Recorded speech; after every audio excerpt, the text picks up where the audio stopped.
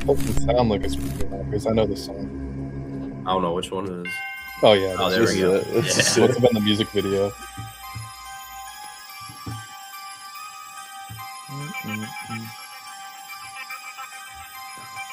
Way before his time, man. Vinny already here. Of Rich course. nigga bankroll. Beast. Just a while ago, I used to wear the same clothes. Yeah. I can see you fuck niggas from all angles. Skirt, hold up, pull up, take your main hoe. It's me. Good morning. I do what I want and I do as I please. And if you don't like your hotel, it's easy. Ever since you said TC, look at that guy. He looks identical. They have a similar face. I don't know why you don't like me. Cause go around my neck and I'm icy. Speaking I of got gotta new be guns, I fun, shoot 'em for fun and make R.I.P. fuck niggas go nicey. For his Yellow time. phone, she got the clappers. She can't fuck with you, bro, bastards. Fuck all you pussy ass rappers. All of you rappers are actors. Gone. Like the most unrealistic day ever. I wake up at 5 a.m., run 20 miles, then I work out for 3 hours. Hoes show me love when they see me in the club. I'm too faded, I can't even dap you up. Pass me the drink, I pour it up. I'm about to double up my styrofoam cup. Hoes show me love when they see me in the club.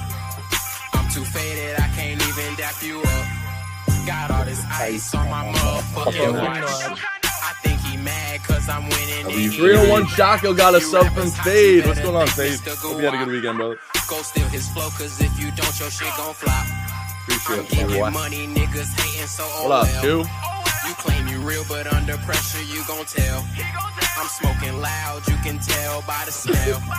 Just made a Yeah, joke bottom off my left and motherfucking top cell. left. I'm Might be chasing right. the money, not chasing the fame. I got a foreign bitch, she look like she move cocaine. Jeff Sunday. I skirt off in the fast lane. I race to the cash, I get to it fast, and you fuck niggas in last place. Pass me the drink, I pour it up. I'm about All to right. double up my styrofoam cup. Good Hoes show me love when they morning. see me in the club. I'm too faded, I can't even What's going dap you on, up. Snow? What's going on, Roy? Up, How Lamb, you up, doing? true. How you doing, boys? Crazy, About boy. to double up my It's football styrofoam season, man. cup. So, man, thanks so much for joining us today. Happy Sunday. Hope you had a good weekend. It was fucking awesome meeting you in Pick at the Park. That was awesome. So glad we finally got it done. Yeah, it was great to finally meet in person. Yesterday was certainly interesting because I went. This usually happens like every 6 months that I get super degenerate and just nuke UFC randomly. Like you get cooked in baseball earlier in the day, or college football is usually what ends up happening, where you just have a shit day. And I'm like, fuck it, I'm betting 10 units on 4 UFC fights, and it did not go well last night. So I'm feeling cooked. I'm excited for football to be back after yesterday. Let's just say that. All right, keep your spirits up, Snow, man. You know how this goes. You've been one of the hottest guys on Twitter, I think, over the summer. But yeah, that was awesome. Awesome to see you. Awesome to see your Twitch doing fantastic. I said from the very beginning, bro, this is something you should expect because you got it. I think me and Royal both recognize that. Royal, what kind of hat is that, by the way? Can't see. Zion National Park. Internet's cutting out a little bit, but Can you it's hear all me? right. We can. Yeah, you're on the brink, Ugh. but it's okay. It's all right. We're Roy fighting looks like he's through from it. upstate New Zion York. National Park. Oh, that's fire. Where's Zion? Incorrect, Grealish. Utah, Colorado. I didn't go. My family went. Nice. It's Love your somewhere national like parks. Utah, Colorado, somewhere out there. Thanks. Yeah, I feel like that's I- where all the national parks are. Like if you don't know, you'd be like Wyoming, Colorado, Utah. Just think in that little circle where it there's might literally be like Wyoming, we're kind of where Beeve lives, right? Like if you're kind of near that area, expect national parks. It is Utah. It is Utah. Yeah, it's all the same state over there. It's all the same. Tomato. Do you have positive thoughts on New York, right? Come being a Chicago guy, Snowman. I mean, they're decently similar. I do. I like New York. You know, whenever I go to New York, like the first couple days I'm there, I'm always like, I should fucking live here. Like, I love in Chicago is similar too, but it's like New York, you walk outside your apartment, boom, you're in the city, you're in the thick of it. Like there's a million restaurants and shops and shit to do. Like no matter where you are in the city, you could be dropped in and be like, I'm hungry and find good food literally right there. Like I need this, I need that. It's all right there. The street naming system of just the numbers, I love it. I wish every single city had that. It makes it so easy to get around. I've lived in Chicago I lived in Chicago and LA for half my life. And you say, go to this random street. I still probably need to look it up on the map. It's like, yeah, you're telling me, you know, where Anderson is versus Clark versus fucking, you know, Main Street. No, it's you say, oh, I'm on 74th. I'm trying to get to 32nd. I know exactly where I need to go. And here's the argument that I'll make for people that say it takes forever. Like I saw Beeve say, it takes forever to go 1 mile in New York. Well, you got to also put in perspective how much is contained within that 1 mile, right? Compared to most places, right? You can go out to eat for an entire month at a different place for every meal of the day on a 1 mile radius of New York. So got to put it in perspective a little bit. I'm with right. you. Like you can be like, oh, I don't want to go travel 45 minutes to get a slice of pizza. Great. Don't go outside and walk 3 blocks and you'll find 3 places and they'll be 75% as good. So if you want to put in the extra 25% effort to get the top shelf, go ahead, you know? Yeah. And bro, you have a car, right? Yeah. I was going to say, I totally get like the other side of it. Like some people want to wake up in the morning, chill in the backyard. Like I understand the peace and quiet side of it for sure. So that's true. Definitely. It's really what you prefer. Like if you like the hecticness of New York, like Snowman said, you're going to love it. If you want peace and quiet, you want a yard, you want a pool, not for you. I think it just really comes down to that. And yeah, the cost of living is obviously crazy, but it's kind of what we just mentioned. Like there's a reason why it's so high. A million restaurants, a million things to do. I mean, people are going to pay it regardless. It's crazy. Expensive as all hell. Just can you handle it like 24/7? Because as I was saying, the first 2 or 3 days when I go to New York, I'm always like, this is fucking amazing. And then usually if I'm there for a little bit longer, I'm like, okay, this is this is a lot now. Yeah, 100%. That is true, Token. There is the rats are out of control. That part. But they don't hurt you. They're not aggressive. Like, no, they don't. They'll scare you, but they're not gonna like run up your leg or like bite you. They're more. They are massive though. They are big. They are big. Huge. I didn't know rats were that fucking big. What's going on, Beeve? Glad you're in here, brother. TC in here. Royal, the adjectives to describe how handsome you are don't exist in the dictionary. Okay. Oh, TC, we were just talking about you. Oh, TC, wait. Hold on. I'll get it back up. 1 second. This is why he isn't on today. He's busy filming. Hold on. 1 second here. He already knows what's coming. You know he knows what's coming. I can't. Wait, what's his fucking name again? I can't find it. I don't know. I figured you just had it. I don't know his name. Or something. Hold on. Oh, I found it. Oh, you had it ready, TC. I got it. Don't you worry. All right. TC, I think you're going to have to recreate one of these videos. I don't know. What's his biggest future? That should be the 500 sub goal. You're telling me this isn't TC? I mean, I'm just saying. The one right there in the upper left with his shirt off looks kind of exactly like TC. We'll put a pin in that. All right. We'll put a pin in that. I'm just saying, I've never seen that guy and TC in the same room. Yeah. Yeah. There's a lot of questions to ask. Pumping out content. But we appreciate everyone showing up this morning. We're going to talk some NFL futures, go in alphabetical order, starting with Arizona, right? So we need you guys to participate. I'm obviously going to be picking Royal and Snowman's brain, especially when we get to the Bears, which isn't too far away. But I'm really excited for this football season. I think there's a ton of narratives. It feels like a lot of people have differing opinions, especially in terms of like the sharp folks, right? Like me and DGen are disagreeing on a lot of takes that he's made. Even me and Royal have disagreed a lot. I'm excited to see what you think, Snowman, because I haven't really dove into your NFL brain. And even Steak, I've disagreed with some of his takes, and that goes to college football as well. So I think there's a lot of cool narratives and cool perspectives. So I'm excited to talk about it with everybody. If you haven't already, if you guys could please retweet the Twitch, or if you're on the Twitter, come on over to the Twitch. It's at Ramble Now. Usually I have Jeff do this, but today I'm gonna or TC do it, but I'm gonna have to step up and do it today. Ramble Now on Twitch helps us out a lot. We really appreciate it. And before we get started as well, myself, Snowman, and Royal all are ProfitX users. I suggest you guys do the same. We're going to be talking about the odds that are represented on their site, which is usually the best from what I've found. So we definitely recommend signing up as well. All bets tracked on Pickett. You know how it goes.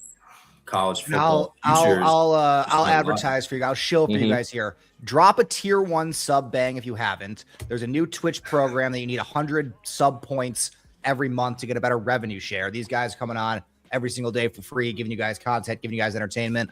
Least you could do is drop a tier 1 sub bang to help them get a little bit extra coin from Oh, thanks, Amazon. man. And gift subs don't count. Twitch Primes don't count. Only originated tier 1 or higher subs count. So sub up to the stream. So show some support for the Ramble 4. Let's go, boys. Thanks, man. I swear we don't have him at gunpoint. I swear. I swear we don't. We didn't tell him to do a pre-stream. He's just a good guy. I appreciate that stuff, man.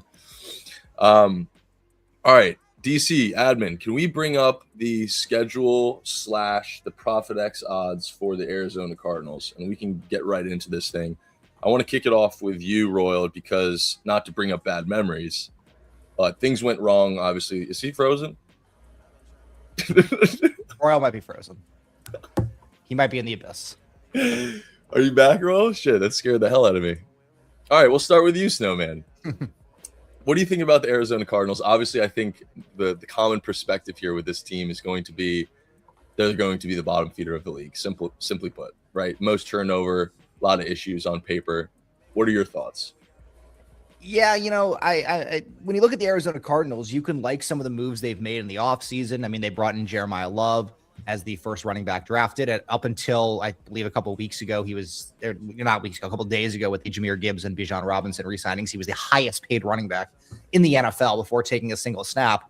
But the main issue with Arizona is just the division they play in. I mean, they're in such a brutal NFC West where if they even win one game against their interdivisional competition, I think we'll all be shocked up here. And when you have 6 almost guaranteed losses before the season starts, not to mention that this is a really bad team with a bridge quarterback in Jacoby Brissett and not the strongest defense overall, it's really easy to be down on Arizona regardless of the additions that they brought into the team.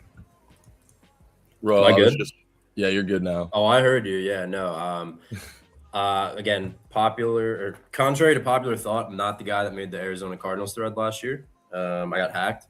But no, that was listen, everything. I loved everything on paper. I really did. It did not go well. I agree with everything Snowman said. I'm kind of leaning that what Nathaniel Hackett said early in camp. If you guys saw that with like the running back carousel, I think he was just blowing smoke and trying to get some trade value out of like Connor or Benson because For sure. I don't know. I mean, I think James Conner could still be like serviceable. I don't think he's capable of a workhorse role anymore, but I think he could be a good 1-2 punch with someone. They have 4 running backs. They really do. They signed Algier to a pretty big contract. We know what he can do. I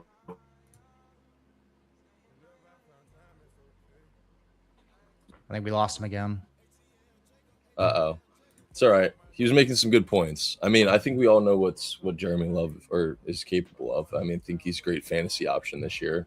I'm pretty sure their win totals moved down. I thought it was at 4.5. I'm looking at it now. It's 3.5. Has that changed? I'm pretty sure it has, right? I don't remember. Profit X has under 5.5 wins for -300. So Do they have a 4.5 available? Yeah, you can move that scale. Let me see. let me see. I'm seeing 3.5 juice to the over. I'm seeing. I mean, here's the thing. We're looking at the schedule right here, right? I don't really expect Brissett to be the quarterback the entire season. I think it makes sense for this team to probably get Carson Beck involved right around this point of the season. I expect this to be an absolute disaster. I mean, well, let's just be straight up honest. Let's just be so for real right here. With Arizona drafting a running back last year in the first round, they explicitly put themselves in the quarterback lottery for this year. This is going to be a very strong quarterback draft class. You got Arch Manning, you got Dante Moore, you got Drew Mestemaker, you got Josh Hoover once he got rehabilitated by Kurt Signetti. I mean, you got a lot of guys that could potentially be super high draft picks here. And I completely agree with that. I mean, Brissett wanted that longer term contract, or not maybe longer term, but the more money contract he was holding out, probably because he knew that the plan was that like his leverage is really only right now and that he's not going to be the starting quarterback next season. I think we'll see something probably similar to what we saw with Miami last year, where it's like, Tua got the shot initially, and then once it, didn't work out, it's like, okay, we're going to try Quinn Ewers. We're going to try whatever shit, even whether it be injury, whether it be doing poorly. I think you do want to see what you got with Carson Beck. I mean, this is a guy who's been very experienced in college. He made some national championship games, former national champion, albeit as a backup quarterback. But yes, I think the plan for Arizona is we want to lose. We want to be at the top of the draft so that we can draft another top QB. We just drafted the top running back in Jeremiah Love. We drafted Marvin Harrison Jr. a couple years ago with the, with the early first round pick. So they think they've got the weapons, and now they're ready to bring that QB in. So losing games would actually be a good result for them so that they can move down in the draft. So giving a guy like Beck a chance where it's like, hey, if he's good and maybe we actually stumbled on our quarterback in the middle of the third round or whatever he was taken, great. That's awesome. He could be our new Dak Prescott. Or if not, we know that he sucks. We know that Brissett sucks and he loses games. Perfect. Now we're in position to draft Arch Manning. So loved everything you said. First off, what about your thoughts on the running back room in terms of Jeremiah Love's production? Are you confident he's going to get the volume like Royal was trying to say or getting into before he cut out again? So I was really high on Genty last year for fantasy purposes, for gambling purposes heading into the season, because I thought it was a great situation where they had really no competition. And I mean, Genty wasn't bad, but I don't think he was like the stalwart, stud that everyone was expecting. I think we're going to see something similar with Love, where I'm sure he'll have a couple of big games and a bunch of big plays, but I am worried that they're going to try to almost like preserve him. Because again, this year is almost a dead year for Arizona. They're not expecting to make the playoffs. They're not expecting to compete. And I don't think they want to see what happened with, let's say, Cam Scatterbo with the Giants, where it's like you have a shit year and then you have a significant injury when you're already this far invested. So I could see something similar again with like TreVeyon Henderson, where he did not get a lot of playing time early to start the year and got a little bit more as the season went along. I do think Jeremiah Love will be the starting running back from day one and getting, 15 touches a game minimum.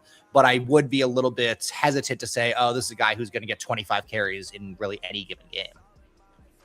Bro, I'll let you go before I have kind of another topic to talk about with Arizona Cardinals, kind of a cool angle. So I'll let you continue on what you were saying. Yeah, I'll do my best. It's actually really pissed me off, not gonna lie. Never happened this bad, but You're good, I don't think you draft a guy at 3 and not even split, like 3-headed running back committee. Like I don't think you do that unless, again, Snowman actually brought up a good point. Like you draft a stud this year with a loaded QB class on paper, you're bad enough to grab one of them. Now you have a really good QB and Love. I mean, we all saw the ceiling. Like, could be one of the best running backs in the league in a few years. So, yeah, I think they'll probably use him a good amount. I know Danny just mentioned he got an ankle injury. We'll see how real that is. I think he'll get the majority of the carries, but I don't think they're just going to run him into the ground because that's not a smart move with not a good upside this year. To Snowman's point, this season does not matter. I think there's a lot of things to point to where, they ideally want to pick up a quarterback next draft, obviously. That leaves the question of how much burn do they want to give Jeremiah Love, Snowman? How much burn do they want to – I mean, even I look at Trey McBride. This is what I was going to bring up. A lot of people loving Trey McBride this year. I'm not necessarily a big believer. I think he kind of comes back down to earth. More so given his situation, not that he's not a good player. But I'm seeing his season-long receiving touchdowns. I don't know if you've taken a look at this, but obviously coming off a monster season, had 11 last year. Now he's sitting at 6.5 plus money to the over. That tells me that Arizona is going to not only struggle offensively, but so is Trey McBride, which gives me the idea that Jeremiah Love, who might be a great player, and I'm excited to watch, and I think he's going to develop. And from what I've seen in the preseason, I mean, there's what's not to like about this guy so far. But again, Arizona's preparing for the future. So I'm almost worried to draft a guy like Jeremiah Love or Trey McBride this year in terms of like a fantasy situation. Mm-hmm. And I don't really know what to do in terms of their win total. Like there's not a whole lot to say, 3.5 is a pretty nasty number. Juice to the over at minus almost 140. I really don't know how to touch this team. I think I'm just going to completely stay away. Yeah, this is a team that it's like they're going to be horrible, but 4 wins is not really asking for all that much. Right. I think I agree with you from a fantasy standpoint in terms of like, I don't really want to get involved on Jeremiah Love, especially because of his price. Now, if it's some sort of keeper league or dynasty league, that's a different situation, story. But a regular redraft, if I have to take him at like the late first round, I'm certainly not interested in that type of stuff. I would be more interested in their pass catchers because I do see this team having a lot of garbage time. And regardless if it is Jacoby Brissett or Carson Beck at QB, I do think they're both somewhat capable of getting some counting stats. So I don't hate the idea of McBride for fantasy purposes. I probably would stay away from a season-long square from him because, again, with this team, with us expecting them to be tanking, this could be a team that has some phantom injuries late in the season. McBride sprained his pinky toe and he's out 6 weeks type thing. But game to game, I think this team could be decent for props, especially if we do think there's like a good matchup for the tight end or one of the receivers specifically, only insofar as game script. You know who I'd take? After Michael everybody Wilson? had their no, not Michael. I'd take Marvin Harrison this year, dude. Really? This is the year to do it. I mean, you remember last year in the preseason? That was their final straw. That last year was like, not everybody gave him another chance. Not everybody backed him. He was still popular, but given how much potential he's had, right? Everybody's finally off the Marvin Harrison train. I mean, look at his yards, 824. I mean, what did he end last year? 608. Do you think many people are running to that? I don't think so, man. I think it's Marvin and Harrison I would Jr. also this expect him season. to get like single coverage all year because now they have other threats like McBride and Wilson and other stuff that they can't just like double team Harrison. Plus, he's not as much of a threat. I don't hate that take at all. Is this his contract year? Given he got a 3-year rookie deal, right? This is his third year. No, so rookie deals are 4 year plus a 5th year team option. So he should have at least. I thought it was 3 plus an option of 2. All right, let me look up his contract real quick. Yeah, 4 year. You're right. Okay. I wanted to go to that angle, like, hey, he's gonna ball out so he could get a change of scenery, like somebody said. Whaler. Steak, you like that angle too? I think it's Marvin Harrison yards. That's probably how I'd back it. All right, I'm a casual, my fault. All right. Anything else Arizona Cardinals wise, Snowman? I guess it's a 2-man show. I'm fine with that. It's fine. I mean, they got a new coach. Jonathan Gannon is the new man there. So, I mean, I guess we'll see how he does. I'm not like super high on him, but I think this Arizona team is going to be bad. I think they're a team that you can target a lot for moneyline parlays. If you're looking for like greasers, just fade them. You know, if you're looking for like fantasy defense to stream, I usually am a fantasy defense stream guy where I'm just dropping my defense every single week for the best matchups. I think you'd be looking to fade Arizona a lot in that category. If they have a decent offensive line, I'm sorry, Gannon gone, LaFleur in ATV. So like if you're looking for like how their offensive line looks, that could change it. But yeah, I'm not really expecting much from this team. I think they're going to be a tanking team that wants to get that first overall pick. Okay. Bro, Just for context. Go ahead, DC. Go ahead. Just for context, the Cardinals are projected to be 7-point underdogs or more in the first 11 weeks. I mean, yeah. I mean, is just look at their nuts. schedule too. They I got know it's a gauntlet. I whatever said the it. opposite of blessed. I said it. I think I tweeted this a couple months ago. I was like, "This might be the hardest schedule I've ever seen in my life." Like, It might especially for a be. team that bad too. And there's It might usually be. an effect in football that it's like if you start off the season really bad, it doesn't get better from there. It usually snowballs, and it's like if you start off 0-8, you're fucking going like 1-16.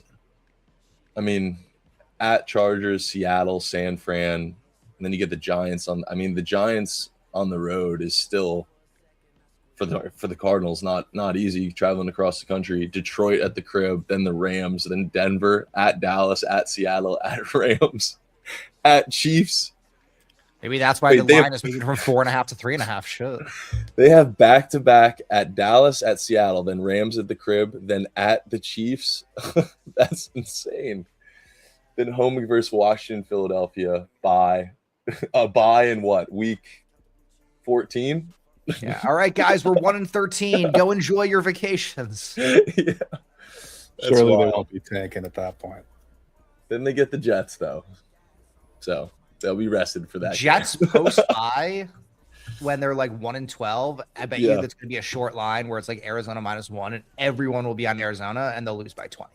Yep. Last question before we move on for you. In terms of at the end of this year, if you had to guess in terms of over-unders, do you think they're an over-heavy team or an under-heavy team?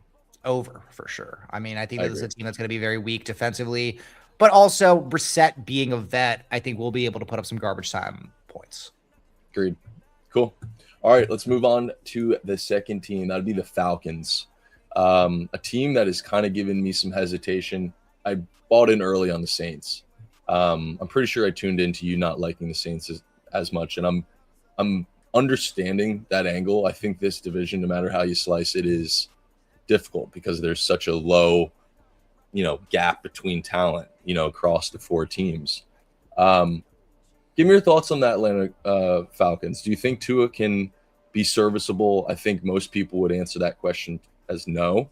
You still got Bijan. You still have an awesome receiver in Drake London. I don't know too much about the defense. I wish Roy was up here because he's a defense aficionado. What do you think about the Falcons just in general? Is this a team that you think you're buying into more so because there just hasn't been a lot of talk about them? There hasn't been a lot of upside in them. What's the reason to back the Falcons, I guess, is what I'm asking, because I'm seeing some smart people start to do it as we get closer to the start of the season. I think it's kind of like a lesser of 4 evils type thing, where this division is so bad, you just got to try to find what you like on the other teams, just try to differentiate it. I was a little bit lower on the Saints because of their defense. I do think the loss of Demario Davis is going to be huge. I'm a big, middle linebacker guy. Being a Bears fan, we have always had the most dominant middle linebackers, and I really do feel like that's the kind of the captain of the D. And when you lose a veteran leader like that in the locker room, it's going to be a lot more difficult. But with the Falcons, of course, it's going to come down to the quarterback play. They brought in Tua. They, of course, have my guy, the former Hoosier, Michael Penix Jr., coming off a torn ACL, though apparently he has a very healthy ACL now. But it's going to come down to Tua. And, I feel like I've been higher on Tua than most people. I was super high on him coming out of college. I was high on him in the NFL. Even when he played poorly with the Dolphins, I still, think that Tua has some upside behind him.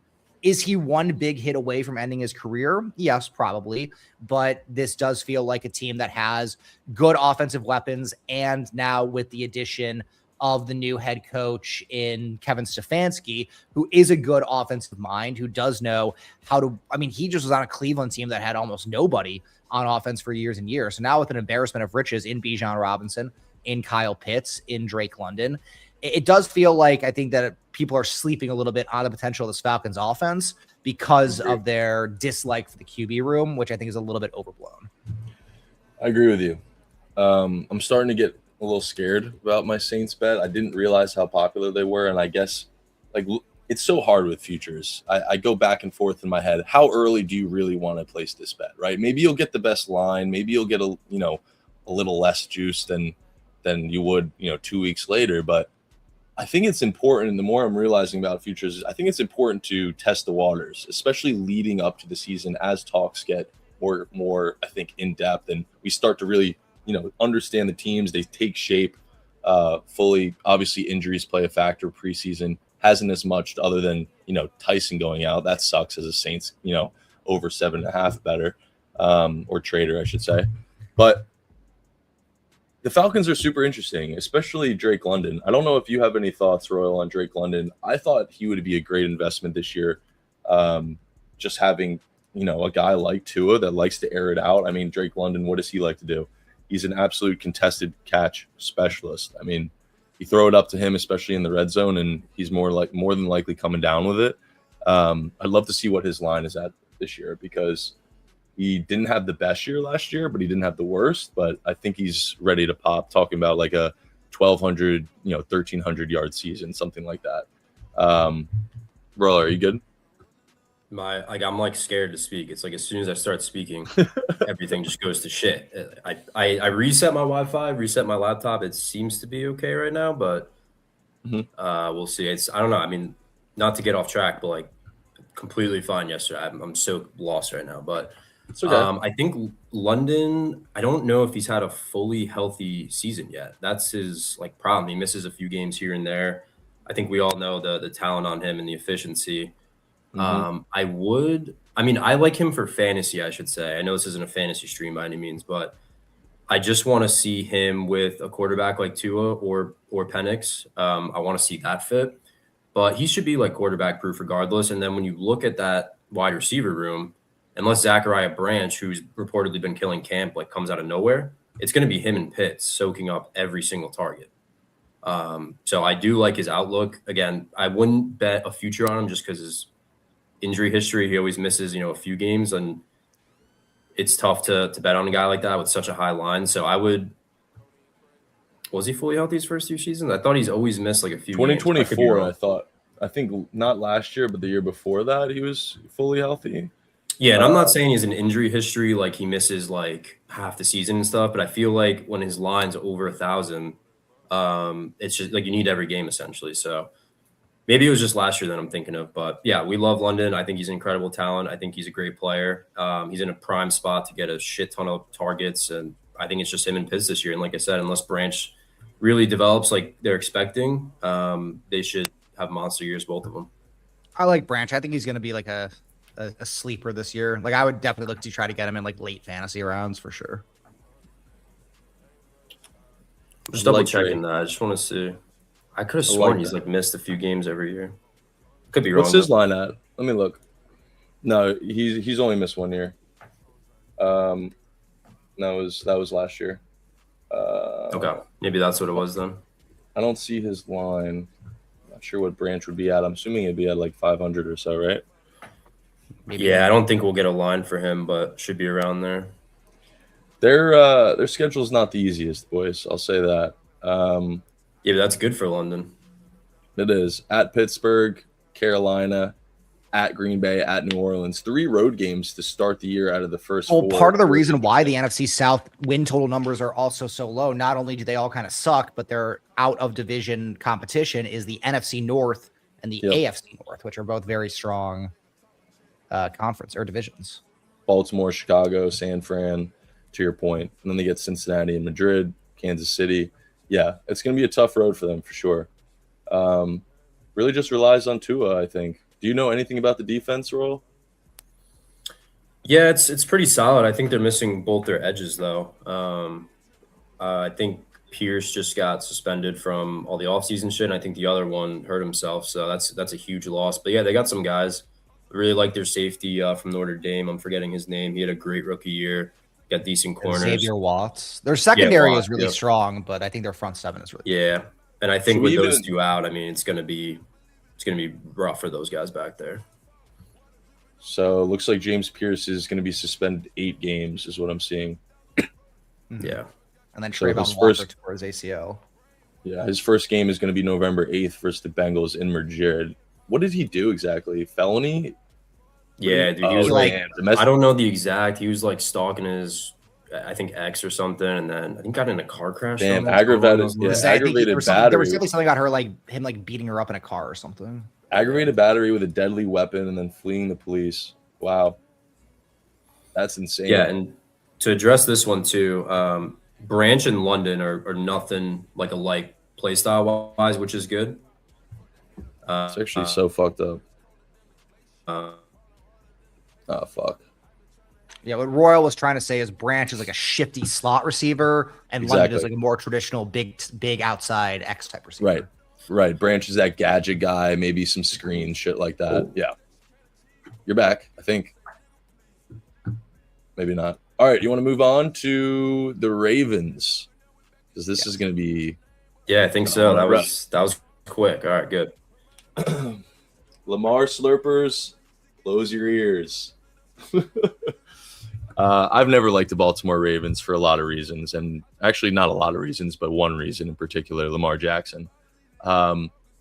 People need to zoom out when we look at this team and look at how blessed this guy has been with the defenses that he's managed to have. I understand last year they faced a lot of injuries, and that accounted for how bad the Ravens turned out to be. But this guy has had a top 10, top 5 defense for a majority of his career, and he still can't get it done. Maybe I'm a little biased just because I'm a Jalen Hurts guy, and I think he gets the worst side of the punch than Lamar Jackson does, and I feel like they're pretty similar in terms of quarterbacks and public perception. Nobody really likes them outside of their fan base. They're obviously elite talents. I think, say what you want about Jalen Hurts. All I'm saying is Lamar can't win. It's pretty proven at this point. Maybe this is the year. I feel like we're saying that every year. And at the price that they're always at preseason, I've just refused to get involved. But I don't want to sit up here and just spew Lamar Jackson hate. So I'd love to hear what you guys think too. But for me, man, I'm never going to back a Lamar Jackson, at the helm type of team, especially in the playoffs. I mean, maybe if you want to rock with the win total, I can get down with that. But I can't get down with any type of Super Bowl or or anything like that. So I think it's a little unfair to say that Lamar is not like a winning quarterback. I mean, yes, he has lost opportunities, but I also feel like the Ravens, while they have had good defenses, have also really had not good offenses almost at all. I mean, Zay Flowers has got a fat contract. I'm not super high on Zay Flowers. Who has been Lamar's best receiver that he's ever thrown to in the last 10 years? The corpse of Steve Smith? Like, they really haven't had anybody good. Once they brought in Derrick Henry, he's been a great running back for them.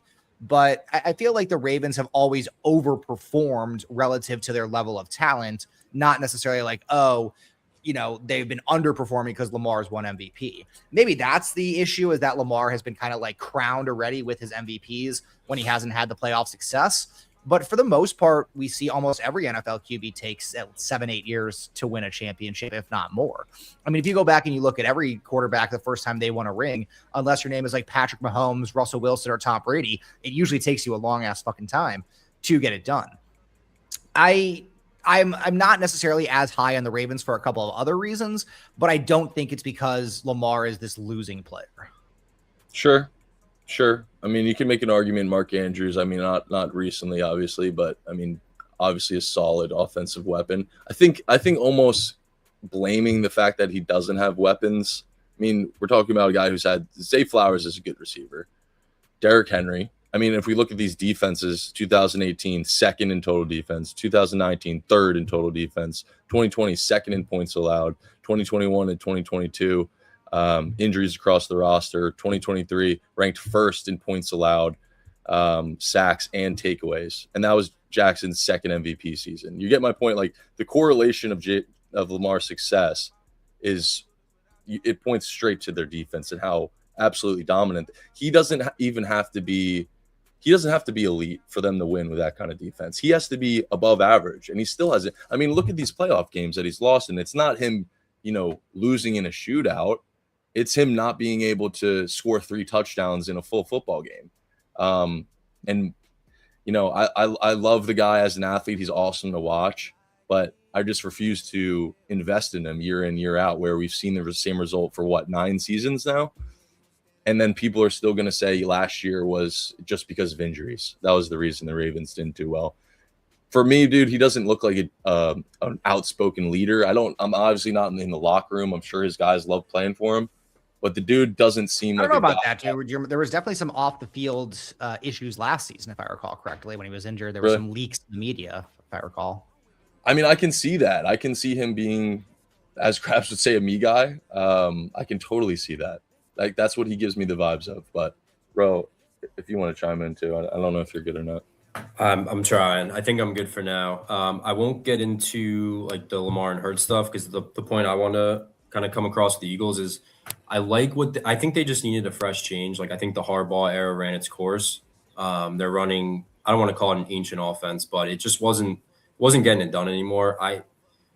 I like the idea of Declan Doyle. He's obviously, the first Ben Johnson disciple, so we'll see what he does. But I think their offense is going to be a lot more innovative. And I think the reason Baltimore struggles at times is just because, like, they don't have the receivers and they don't develop receivers. And I understand Mitty's point, like, you don't need receivers, but, like, you need that aspect of the game. Like, you need to have a pass attack when you need it.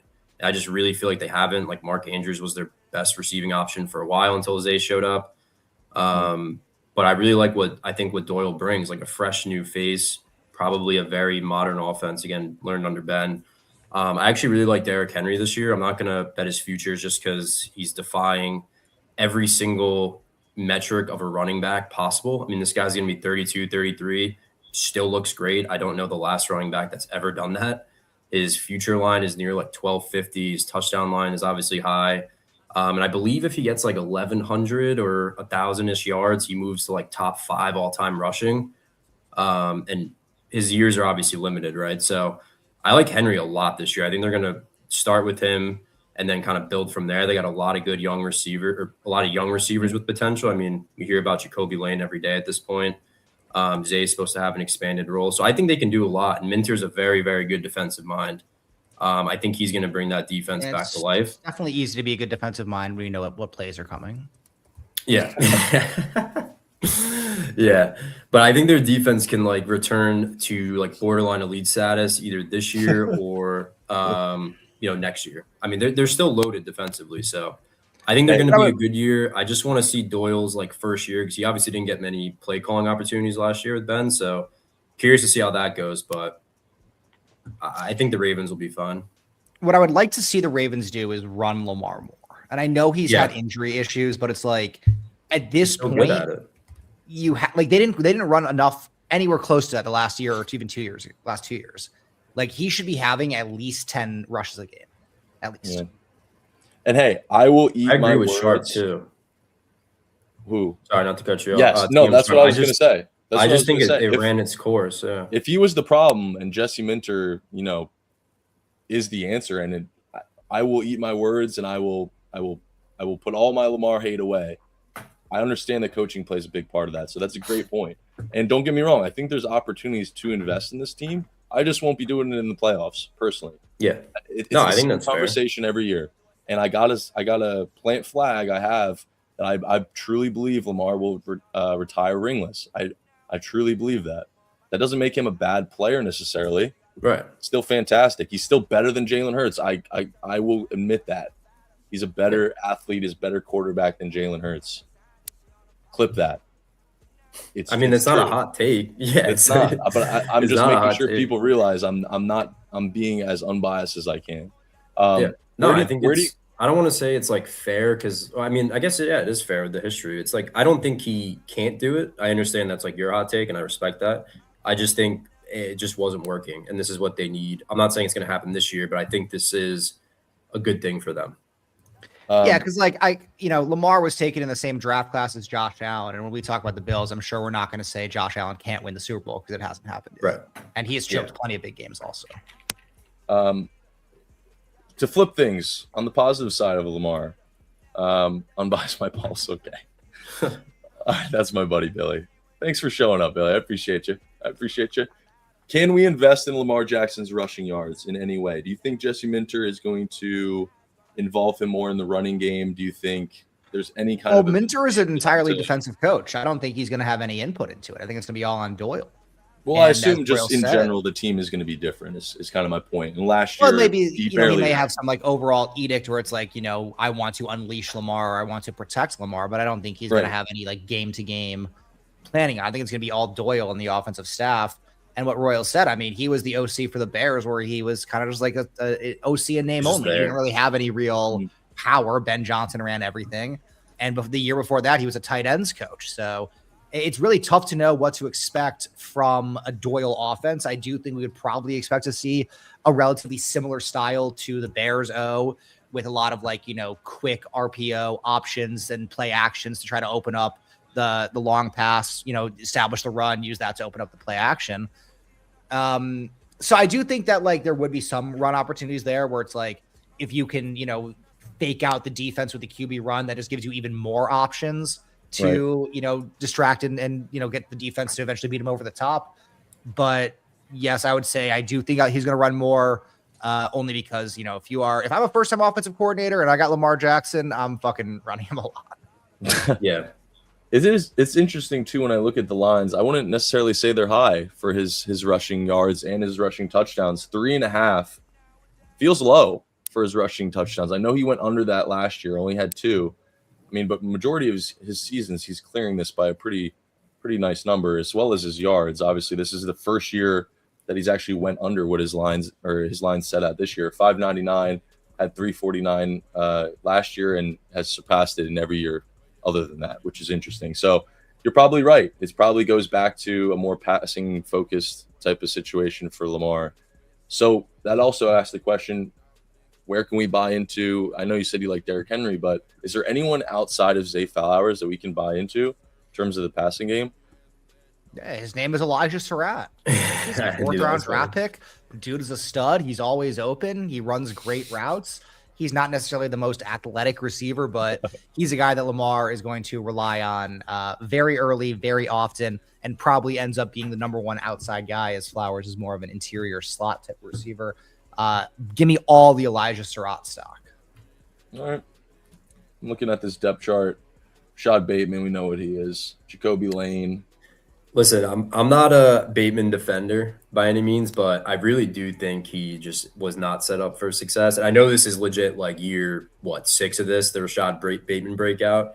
I just want to see if they like use him. That's all.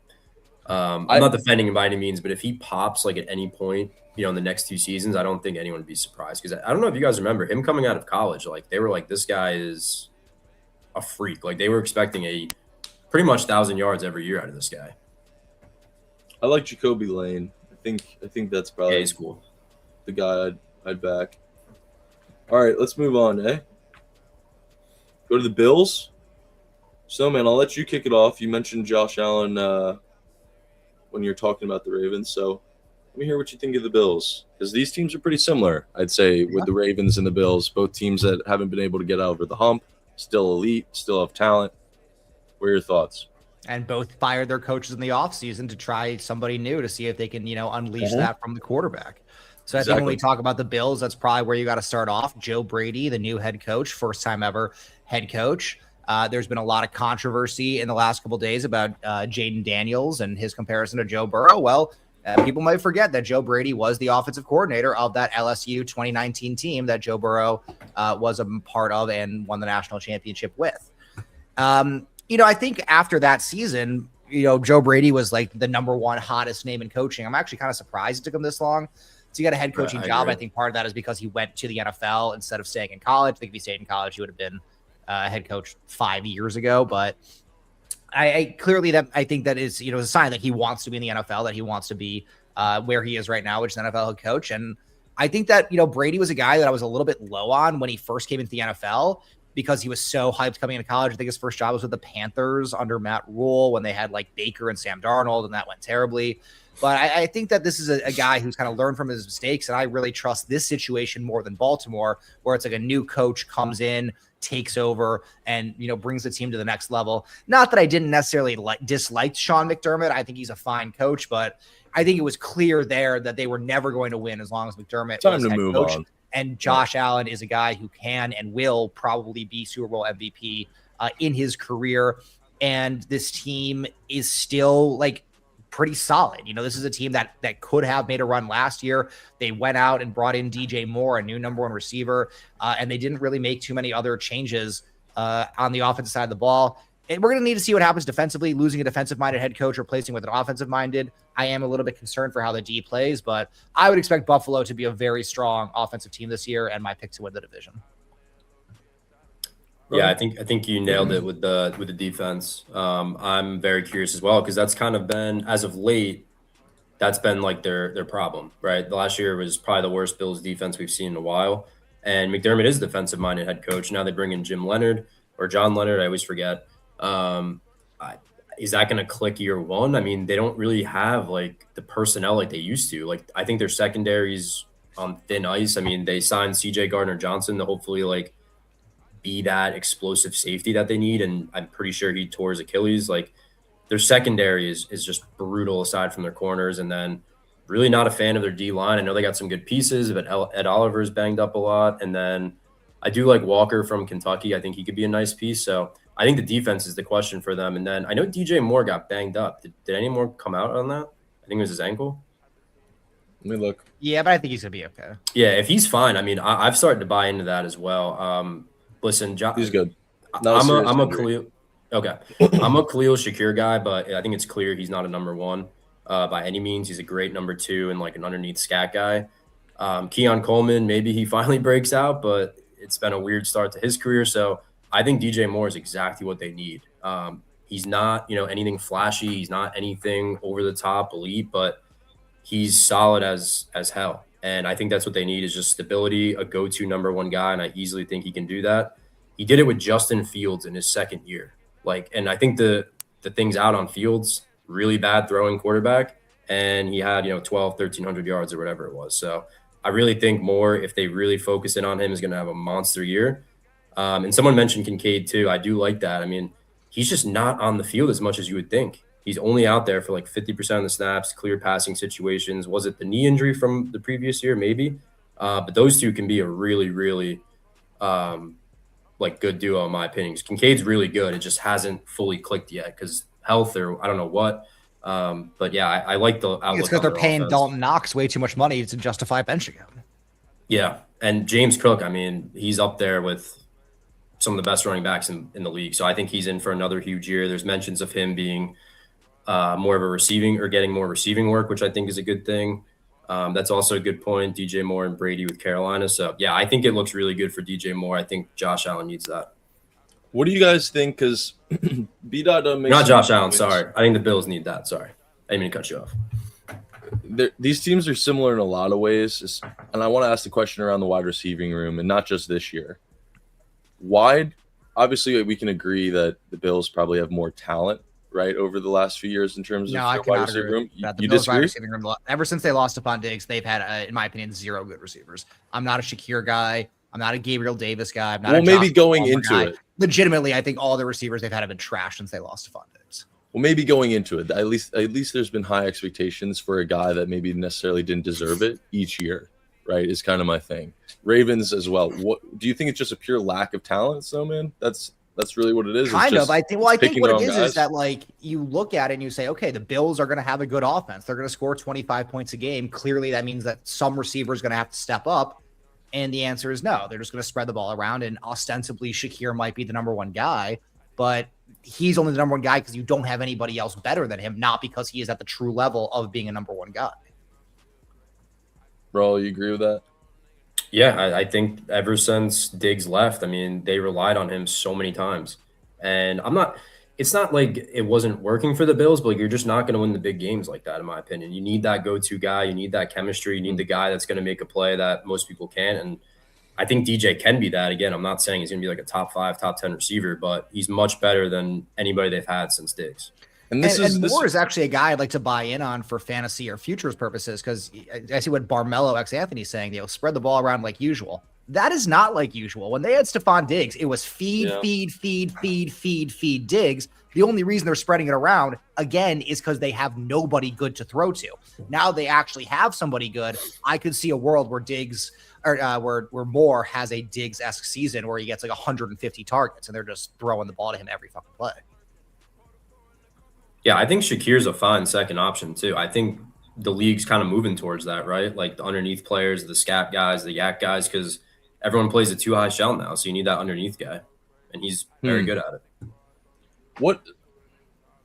So, Snowman, you're obviously backing the Bills to win the division. So, in your opinion, you think they have everything they need to make a Super Bowl run? I mean, I think they've, when they have Josh Allen, who is arguably the best quarterback in the league and inarguably a top 3 QB at worst. So when you have the best at the best position, you are going to have a chance virtually every season. I think, football is the ultimate team game and you're going to need other complementary pieces, especially on defense. But yeah, I mean, I would not be surprised to see the Bills make a run here. I think the AFC is pretty wide open. There are some other teams that I'm high on, namely Houston as well, but I think there's no reason why the Bills couldn't make a huge run this year with that new leadership, that new energy in the coaching room. Can't be an elite QB who regularly throws game aways when it matters. I mean, if we think back to that Chiefs loss, I mean, that wasn't necessarily the case. It's not every big game he throws. And the loss last year with the Broncos interception was clearly a defensive penalty that was uncalled. I mean, yeah, I can't. He doesn't fall into the same category as a Lamar Jackson does in that sense. I must say, I think he's a lot better in terms of in the clutch. That's just my opinion. I think you make a good point too. And again, I also think Baltimore can make a run. I'm not up here poo-pooing Baltimore's opportunity, but the Baltimore is also in a much harder division. The Bills, I feel like, have a much easier path to make the playoffs, and I feel like the Bills' ceiling offensively is higher than the Ravens' ceiling offensively. Here's another question. I'll ask you, Royal. What's your favorite part about this defense? Because I'm seeing people in chat saying this is the Bills' year, and it's just a matter of if the defense holds up. So where's the strong point? Where do you see it could collapse? Just want to break it down. As of now, which isn't a good thing. I'm seeing like if linebackers your best personnel, that's usually a problem. But I mean, I like Dorian Williams. Seeing a 3-4 better than anybody. Apparently, they're switching from 4-2-5 to 3-4, and obviously that bodes well for a good linebacking core, Yeah. because you get 4 of Yeah. them out there. The problem is like switching schemes year one, like usually, I mean, the Bears did it last year. Like there were so many guys that don't fit that scheme, and that's where they ran into trouble. Like you have all these guys that were for a 4-3 scheme. Now you're Right. making them play 3-4. Like Now they're stand-up Sorry, outside Stones. linebackers. right. It's so, I mean, yeah, I mean, the potential's there. Like it could click. It's tough. Like Bradley Chubb's a 3-4 guy. I know they signed him. Terrell Bernard's really good, but he's been dealing with injuries. Dorian Williams and Elam Zor are good young players. Rousseau's solid. Ed Oliver's solid. Like I'd say their front is probably their best, but they need more, in my opinion. And their defense was really good when they had the 2 all-pro safeties, Micah Hyde and Jordan Poyer. I know it's Poyer, but Yeah. and then they had Trey White. Like their secondary was elite, and that's when they were making noise. That's when they were always in the AFC Championship. Now they have a really, really young secondary with a better pass rush now that they have Chubb, but their D line or not D line, but their secondary has been the problem as of late. I'm reading up I on think- Christian Benford as well. I haven't heard much about this guy. Yeah, he's been pretty solid. Yeah. Okay. I think the Gardner Johnson loss is going to be really big. I think they were really relying on him not only for his skills on defense, but also his leadership. I mean, this is a guy who is like the douchiest, dirtiest player in the league, just straight up. Who's this? Like him or Al Who? Shazier on Houston. Gardner Oh, Johnson. he's the worst. Oh. Yeah, he's So like when you have that guy on your team, you fucking love it, and the other guys like rally around and play better. But losing him is Yeah. I think it's a tough blow for their team. Dude, as an Eagles guy, I mean, CJ Gardner Johnson, is he a head case? Fuck yeah, but he's kind of a psycho that you want on your defense, dude. Like he makes the other guys play even more savage, it feels like, right? If a guy like that it's not, I won't call him Brian Dawkins, but Brian Dawkins he was that. Ed Reeds, the Ray Lewises, the enforcers, the absolute psychos that make everybody around him play better because of that. You're just like, holy fuck, like I gotta match that. yeah. It's a rare breed. He needs Anyway. to be in a good like system though. Like if he's in a bad team and it's going south, then he's gonna spiral. But if he's on a For good sure. team that's going He's gonna well, make things like, worse and he's he'll- gonna make things better. yeah, Philly like harnessed that energy, and yeah, we saw what happened. But I know. I do want to. I think Maxwell Harrison, correct me if I'm, or Hairston was there. I think they picked him pretty high last year, and then he was hurt most of the year. So I know they're pretty high on him. So we'll see what he can do. But yeah, they need him to come through.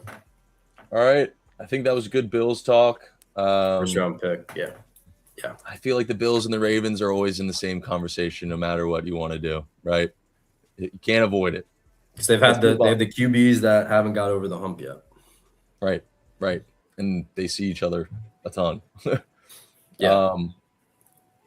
It feels shitty that we have to go to the Panthers before the Bears. Do you guys want to just go to the Bears instead? I don't care. No, no. I mean, they're playing week 1, so All right, we'll talk about Carolina first. Let's break it down.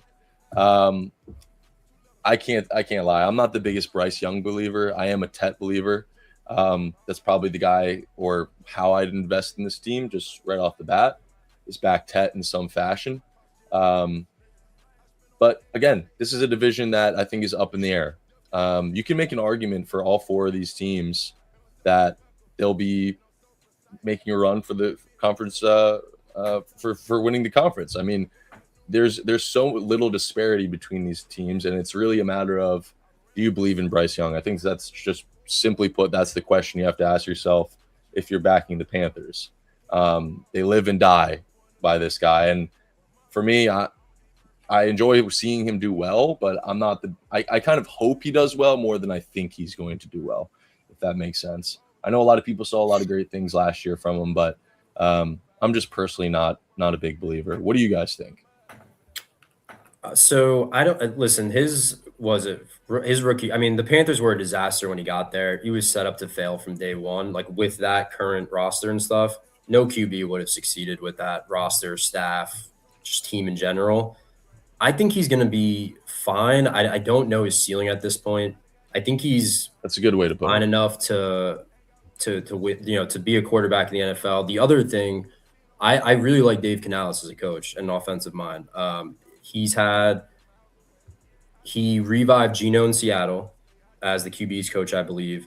Then he went to Tampa, revived Baker, and then I think there's another one too. I think he revived like 3 QBs, but point being, he's a very good offensive mind. So the fact that he took the job, knowing Bryce Young was the quarterback, kind of gives me, little confidence in him. And I think, we've seen Bryce improve almost every year slightly. Nothing special, of course, but he had some big moments in the playoffs. I don't think he's there quite yet.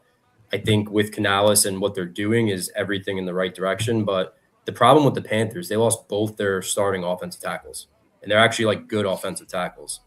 So that sucks. And then, Jalen Coker, Ted McMillan. I was really excited for the rookie they got, Brazel, because he's a good deep threat. They're building everything in the right direction, in my opinion. But unfortunately, it kind of went to shit this year. But their defense is only getting better. They had a huge signing with what's his name, Devin Lloyd, and then I think there was another one they got too. But I think they're slowly building. They haven't had the huge like splash signings yet, aside from Lloyd. But I think from where they were, that Sam Darnold and Baker era, and then after that, I think they're building everything right. It's just taking slow. So I think they'll be good in a few years because I'm a Canales guy. So I think everything they've done so far makes sense. Snow? I tend to side more with MJ here. I'm not a huge Bryce Young guy.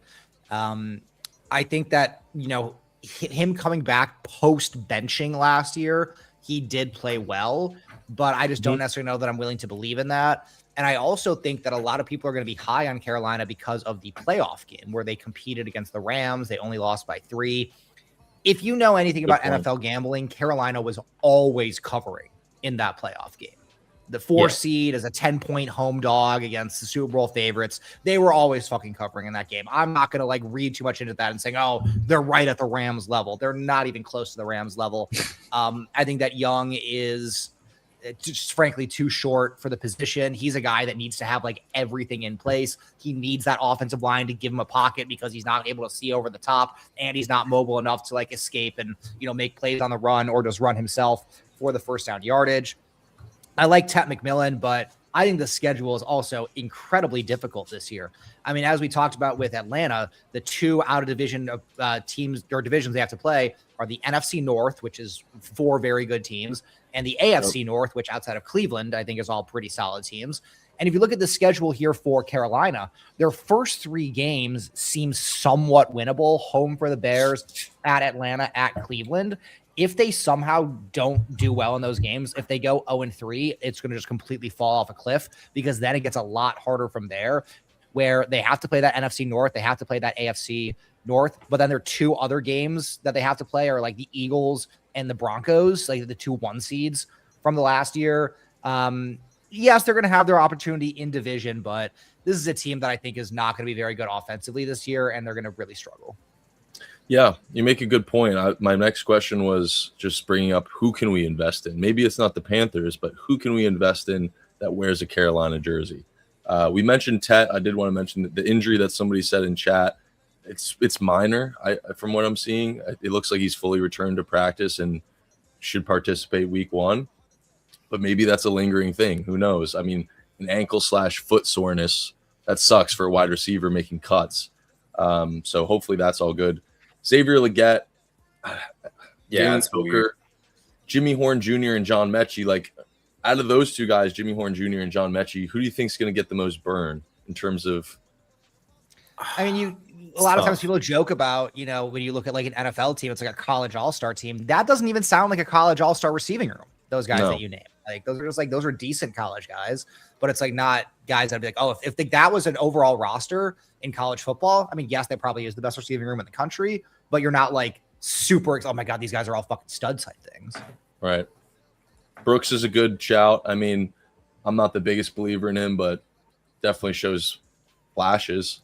Can't say that he doesn't have some ceiling. I'm also a Chuba Hubbard guy. I agree with that. I think he's underrated. I think he always has been. Never been in an awesome situation and continuously is somewhat productive. I think that's pretty impressive. And they love him in Carolina. Dowdle was having 200-yard games, and they were still giving Hubbard more carries than him last year. Yeah.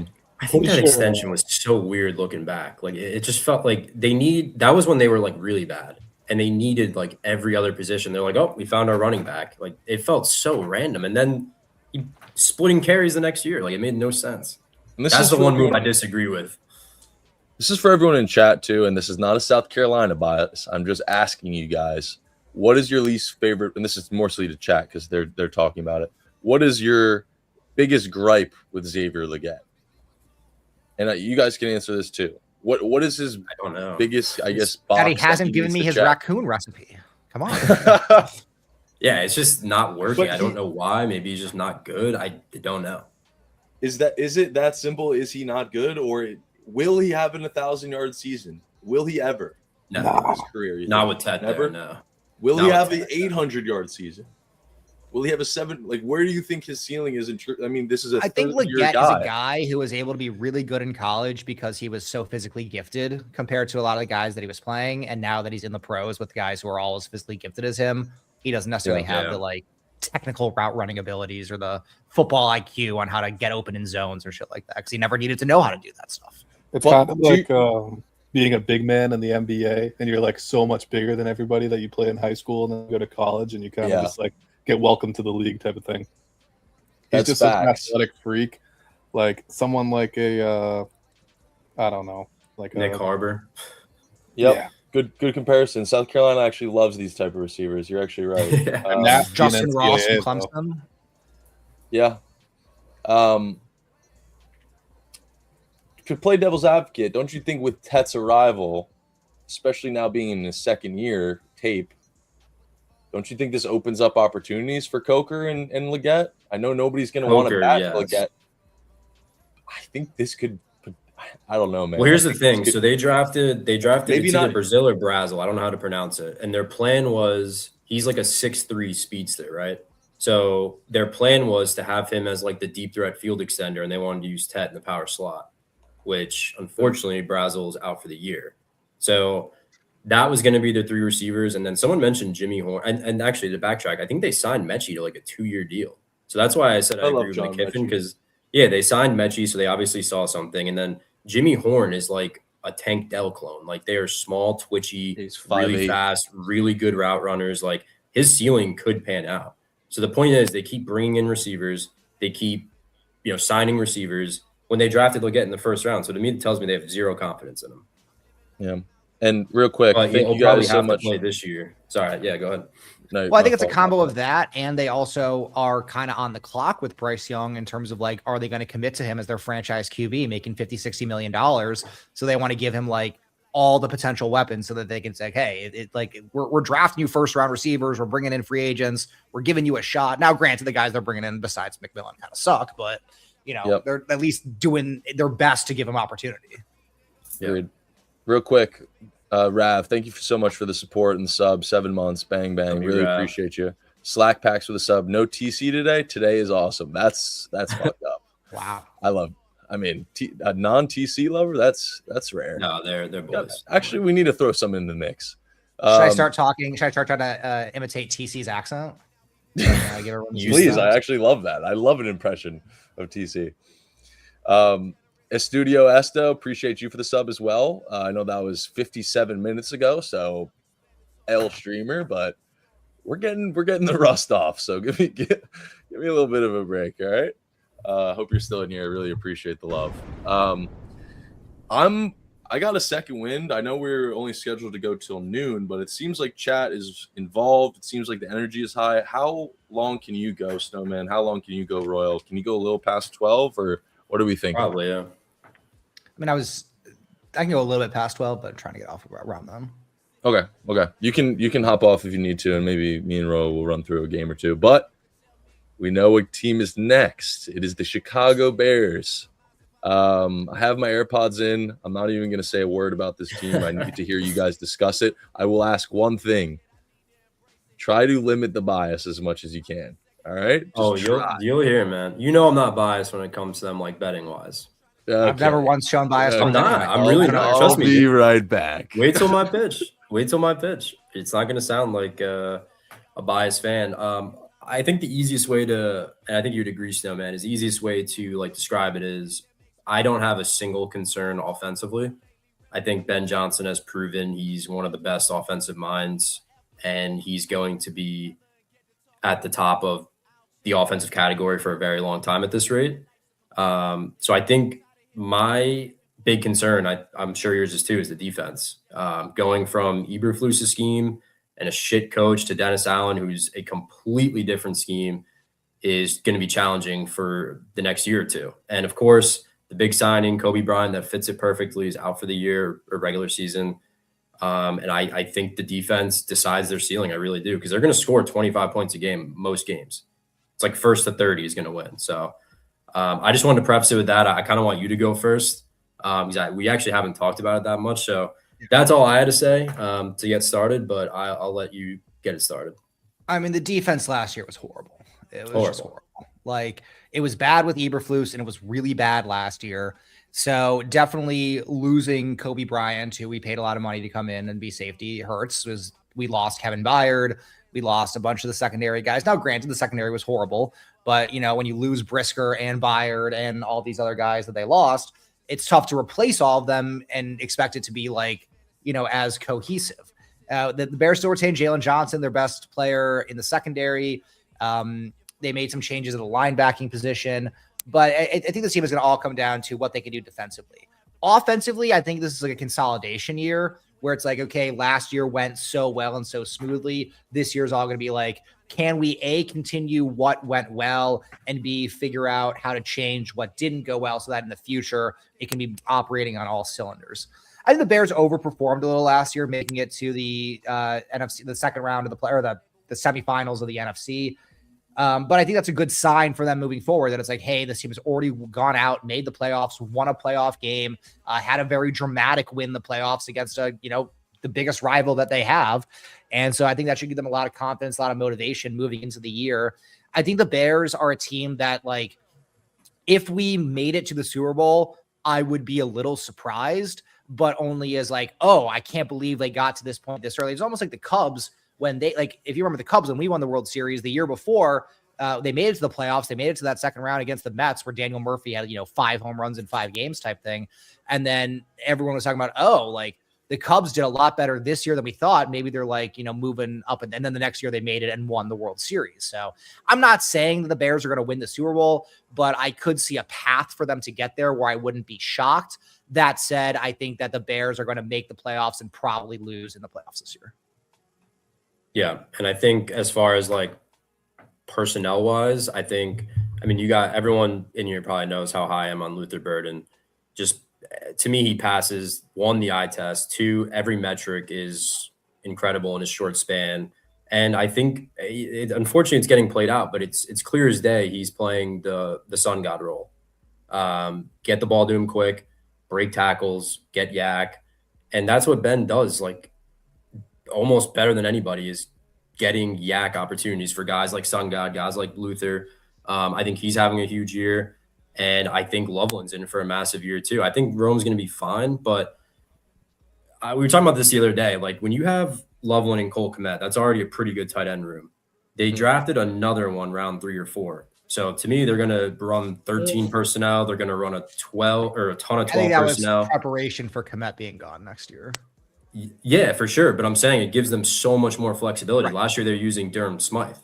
And if you look at Sam Roush, this guy's 6'5", like 275. He's a tank.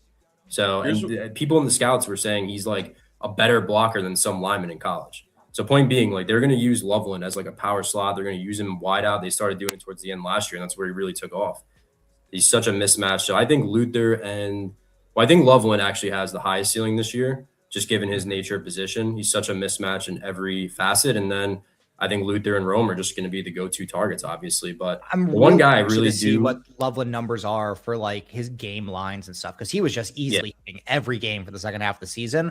So, like, are they going to give him like 75? Like, is he going to get the Brock Bowers numbers and the Trey McBride numbers? Because if that's the case, like, that seems to be a very good sign for the Bears offense this year.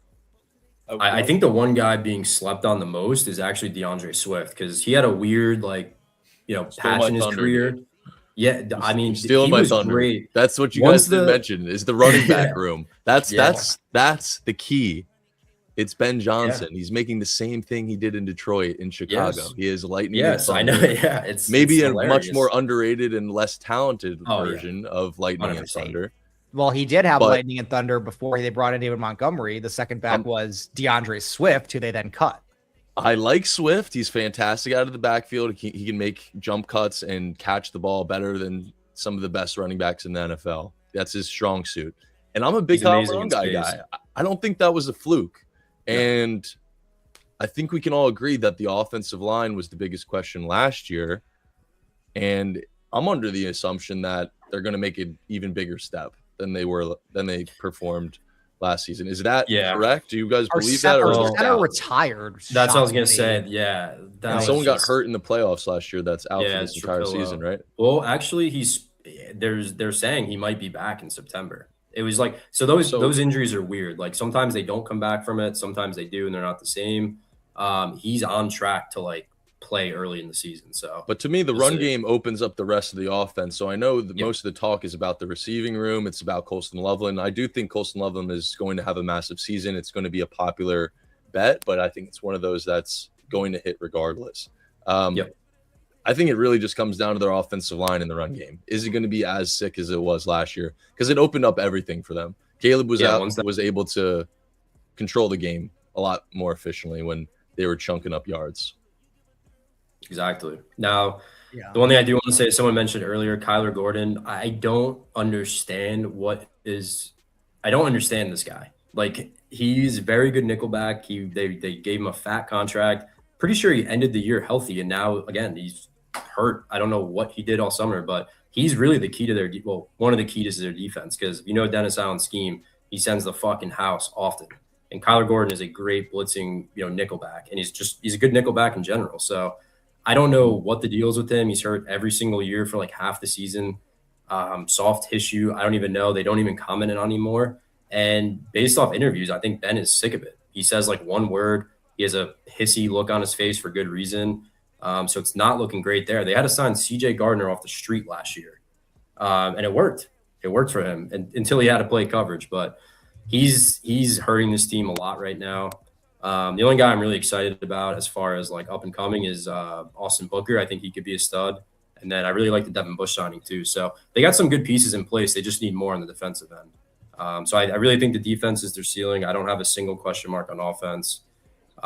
So Token, I agree with Brisker, but he's a horrible fit for Dennis Allen's scheme. He can't play man, can't play deep safety. He's a box safety. So I'm happy he landed in Pittsburgh. But that's my spiel on the defense. Yeah, I'm going to push back a little bit on what you guys talked about earlier, only because I'm not a DeAndre Swift guy. I'm not a big fan of his. I don't think Ben Johnson's a big fan of his. I like Monangai a lot. I think if I'm looking to target sleepers in fantasy, I'm going to be all in on Monangai. And what I would like to see the Bears do, and what I think they will do, is let's say it's close to the trade deadline. The Bears are very clearly in the playoffs. I think there's going to be a running back trade that the Bears bring in like a top guy on some shit. Really? Try to get off of them. Well, I do want to say I think Swift's being overlooked because of Monangai, but I do say that I think they complement each other very well. So Swift's problem is between the tackles, like his vision, like McKiffen mentioned. Swift's problem is that he's not a very good running back. Right, but once he gets in space, which is what I think they started kind of morphing that offense into, about midway, that's where he really hit off. Like they were getting him in space often, like the cutbacks and everything, and that's where he really took off. Monangai, on the other hand, he can run between the tackles. Right. Exactly. So I think they complement each other very well. Once Swift gets in space, but that's where he's those two definitions really means that Monangai should be the first and second down back, and Swift should be the third down back. And I that's agree not with how that they're take used. on paper. That's yeah. how they're switched. If Swift was only in there as a pass catching and third down back, I'd be happy with him in that role, but not as our starting, three That's down, fair. first and second round I formation back. I would like to see that role go to Monangai. Or what I think is going to happen is the Bears will bring in somebody else and then move Swift to that third down back that fits his role better. That's fair. I mean, we're also talking about a guy that had a 1,000-yard season. I don't think he's like a lead or anything special. I think they are kind of morphing the run game to his strengths, which could be a problem down the line. But I think he's solid. I don't think he's bad by any means. I think he gets a lot of hate because he has some rough moments, but he's better than some And the starting Bears have running back. already tried to replace him. Like 2 years ago, if Ashton Yeah. Genty fell one more pick, the Bears would have drafted him at 6 instead of 5, where he went to the Raiders. And I believe even in this past offseason, they made some overtures to try to get some free agent backs. I believe they were in on Kenneth Walker and maybe a couple other guys. And eventually they just stuck with what they're with. But I do think the writing's on the wall that they want to get a number one back that's better than Swift. I would agree there. And he's 27 at this point. So like by the time his contract's up, he's almost 29, which is usually that cliff for running back. So yeah, I agree with that. I think he's just going to be fine until his contract runs out. I would have liked to see the Bears bring back David Montgomery, but I think he's just really pissed at them. Even though it was a different coaching staff and a different regime that cut him, I think he would have been a really good fit for the Bears. So out of the young receivers that we're seeing, not lower in the depth chart, obviously, not Luther Burden or Odunze, Xavier Thomas and J.D. Walker and Ray McLeod, who do you guys see getting the most burn out of those guys? Walker was the only one who did anything. So yeah. Well, the thing too is they drafted Xavier in the 3rd round, I think, or 4th, and all the scouts and like other people were saying he might not even get drafted, or he's a 6th, 7th round grade. So to me, he has a plan for him. He ran out of the backfield at LSU a few times. He can do some gadget stuff, and he runs like a 4.2 something. So to me, that tells me Ben has a plan for him. So I'm curious to see what he has in store, because he can do some crazy things with that speed. But yeah, Walker was the guy that filled in last year. Yeah. Interested to see Walker. Interested to see Xavier Thomas. That'll be cool. I think you're right there. Oh, they like him. He's like Caleb's best friend. I didn't even know that until like towards the end of the season. 3rd round, 89th pick. Cool. Yeah. All right.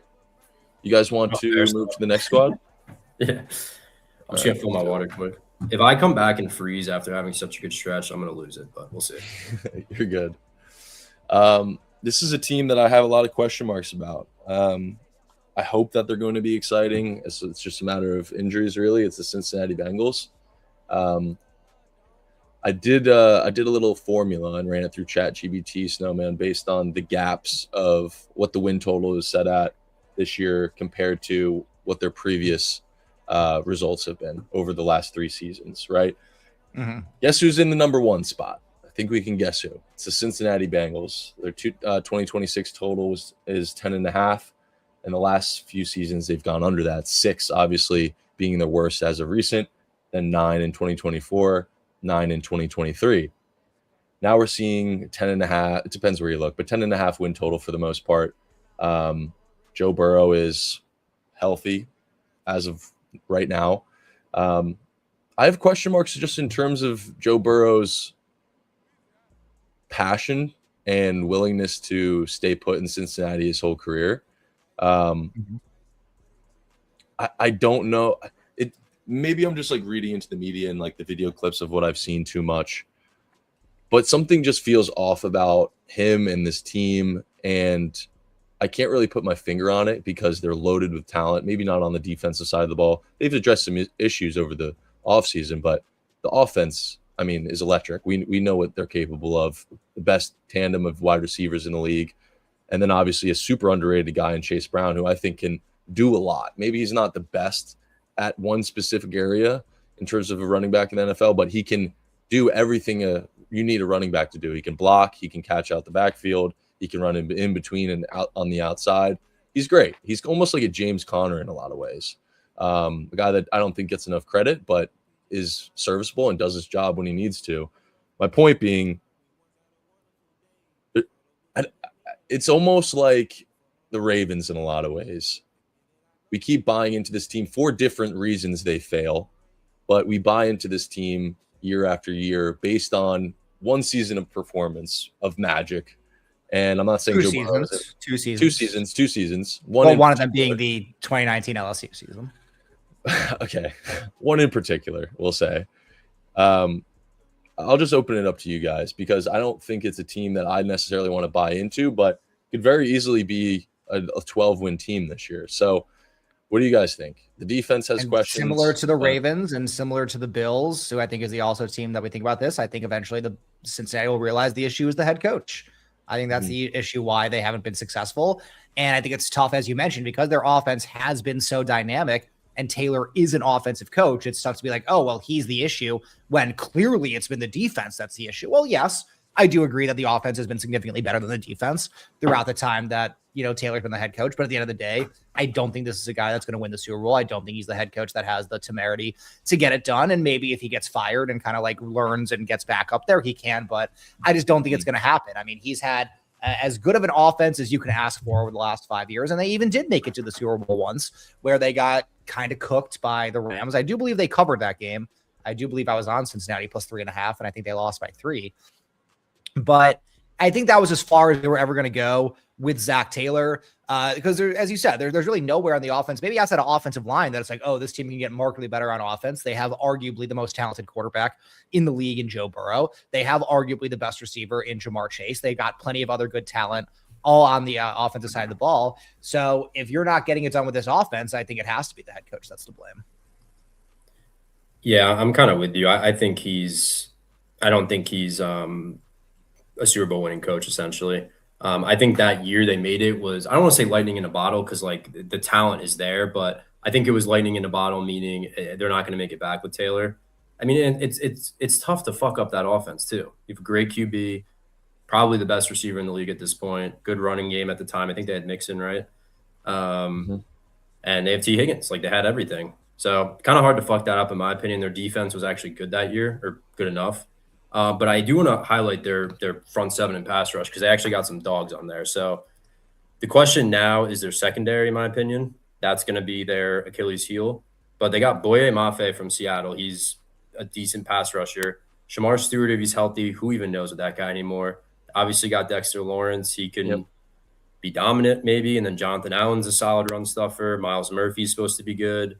Cassius Howell was, I'm pretty sure, SEC Defensive Player of the Year last year at edge. So they have a really good pass rush on paper. Yes, they lost Hendrickson, but there's so much tension and shit there last year. Is probably for the better. So if their pass rush gets after, I think their defense has potential, but I think their secondary is going to cause a lot of issues. So I think their defense is the best it's been since that Super Bowl run, which is a good sign.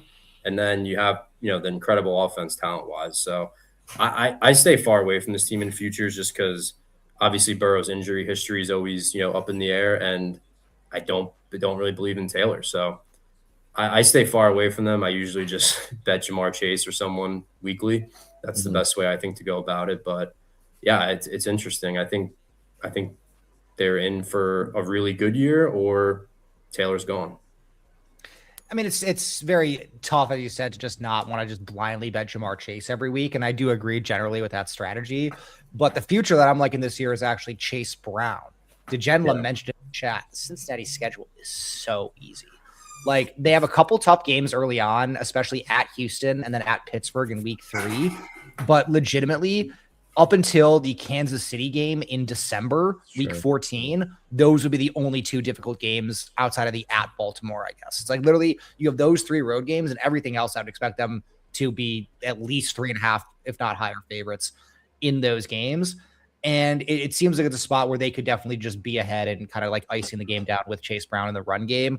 So he's a guy I would look at because everyone wants to be on the passing side of it. But I think the Bengals are a real divisional threat with this schedule.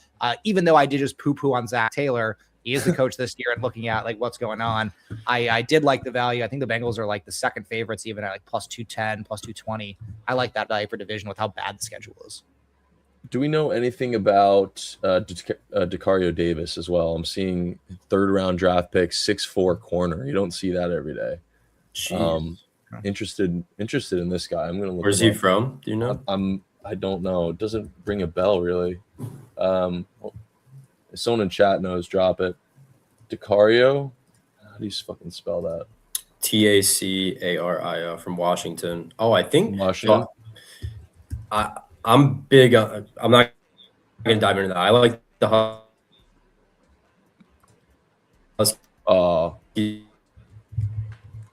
Oh man, he was about to cook. Come back. It was going so well. Yeah, it was. That was actually a pretty good stint. It's because we were talking the Bears. His Wi-Fi knew not to interrupt during the Bears talk. At the 10.5 number, are you investing? A little bit of plus money. I haven't gotten involved yet. I think I'm more likely to take them to win the division than the 11.5, even though I do think that they're going to win 11 plus games. And there is a chance that, potentially Baltimore could as well. And they win the division and Bengals go over for the, 2-1 or whatever it is. I'd rather just go with the division here. And it's so tough for me. Like I ran it through that like little formula, whatever. It's not that hard to do, but you also have to take it with a grain of salt because there's reasons and obviously inflation to these numbers based on whatever the situation is with the team. Do you think that's the case this year with the Bengals in any fashion? Do you think people are willing to bet that 10.5 number? Because you got to mention it. It is a high number for how little they've lived up to expectations the last 3 seasons. I mean, I think people will be betting it, and it is a high number because they got Joe Burrow. I mean, right. They had Burrow hurt last. I mean, Burrow's been hurt like every year. So I think people look at it and say, oh, well, if Burrow's healthy, this is going to be the best offense in the league, and they're going to win this, and this. And I think they have to price it assuming that Burrow will be healthy. Because, like, if you price it at 7.5, assuming that Burrow's going to miss 6 games, what if he does stay healthy? Then all of a sudden they have no value. And at the same time, the Bengals weren't like incompetent last year with Flacco as the backup. So I think the line is right. And I think people are going to bet on it because of Joe Burrow. And I think a lot of people are just going to completely ignore what happened last year and even the last 3 years and say, screw it. They're Joe Burrow. They got Joe Burrow. They got Jamar Chase. They're the Bengals. They're going to got an easy schedule. They're winning 11, 12 games. Yeah. And I also do have to mention for anybody buying into the Cincinnati Bengals or investing in the Cincinnati Bengals, maybe their defense can make an improvement, but let's talk about how bad they were, right? Maybe the season was pretty much over before it really started with the injuries that took place. So let's take that with a grain of salt as well. We know how, a more competitive team, the defense is going to play, I think, with more confidence, with more energy. That just makes sense in terms of sports, right? If you're out of it, especially on the later parts of the season, I think defense more than anything takes a hit. Offensive players still want a ball, get their touchdowns, get their stats. Defense, I feel like there's a lack of, motivation in As some Royal areas. can tell you, I cannot tell you how many fucking games with Matt Nagy where the defense would get stop after stop after stop after stop. And at a certain point in the second half, they realized the offense wasn't getting anything done. Oh, yeah. And then they slowly start giving up some scores and the game slips away from them. Right. Gas at that point too. They're on the field. They're on the field every second. Offense goes 3 and out. Defense back up there. It's like, ah, shit, here we fucking go again. And they can only hold on for so long. I will admit I was wrong last year about the Patriots preseason. I didn't think their defense could turn around enough. Maybe I thought they could maybe be a middle of the pack defense, but they made such a stride that I really didn't expect. And that was my biggest question with the Patriots. It's the same thing with the Bengals here. I mean, 31st in total defense, 32nd in rushing, 26th in passing, 30th in scoring, 30th in opponent points per play. It's bad across the board. So they've addressed some issues, but how much improvement are they going to make? I don't know. It's still the obviously Bengals, right? I just want to make sure. Okay. Yes, and it's obviously tough being a defense for a high scoring, or I should say a quick scoring offense like the Bengals too, where you have to probably be, I don't know the data in front of me, but I would have to assume they're getting more snaps on the defensive side of the ball because of how quick that offense operates. So I think a lot of good takes overall. What are we at time-wise? 11, almost 40. We probably can get through 2 more teams, right? Yeah, sounds good. All right. Do we want to just keep going in order? I think that's probably the best way to do it. In order of keeping track for future streams, it's definitely the move. Yeah, we got the Browns and the Cowboys. And honestly, before we move on, do you have any opinions on the Bears, Admin? I do want to hear if you have any contradictory thoughts, because we have some obviously have some Chicago natives in the building. Oh, of course, yeah. I hate to sound like an echo chamber, but I mean the offense is fucking nasty. Swift is just like adequately mediocre. Like, you know what you're getting. I think he's been a top 24 fantasy running back for 6 years in a row. So like, he's not gonna like win you games, but he's probably not gonna lose them either. I mean, obviously, Burden's Lions got bumped like 150 fucking yards at this point. So I feel like everybody's in on him. Loveland's going like late third, top of 4th round in fantasy.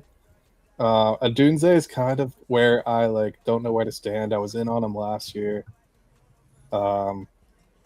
Seems like he's kind of, I don't know if he's going to be the 3rd option on the offense, but no, not so.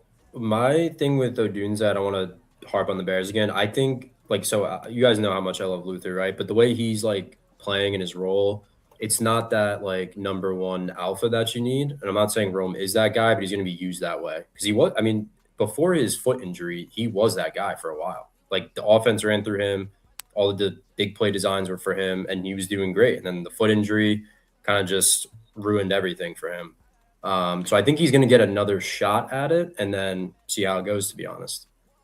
The Bears have a very thin receiving tree, as in like the top guys are going to get pretty much everything. But I don't necessarily think it's because we're trying to force feed one guy specifically. I think the Bears are going to be a very spread the ball out offense and throw to who's open.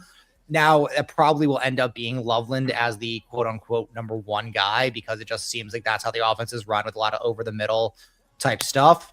But I think Odunze's numbers will be good, and it's not necessarily because it's like, we're forcing the ball to him type thing.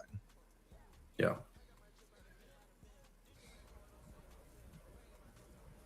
Sorry, I'm just thinking in my head about the Browns. I was going to say, we might be. I mean, I think the only way you back them is like you just invest in Concepcion or Boston, to be honest. Like, I love Judkins as a player, but I'm not overreacting to preseason. I did watch that game yesterday. I couldn't believe how bad the QB play was against the Bears' second, third, fourth stringers.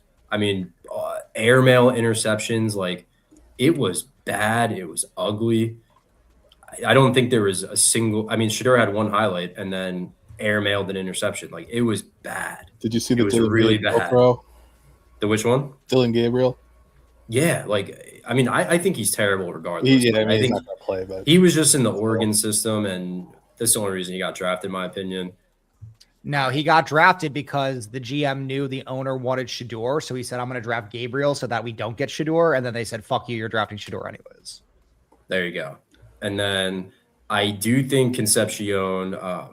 You could tell Monken has a big plan for him. Used him in jet sweeps, like.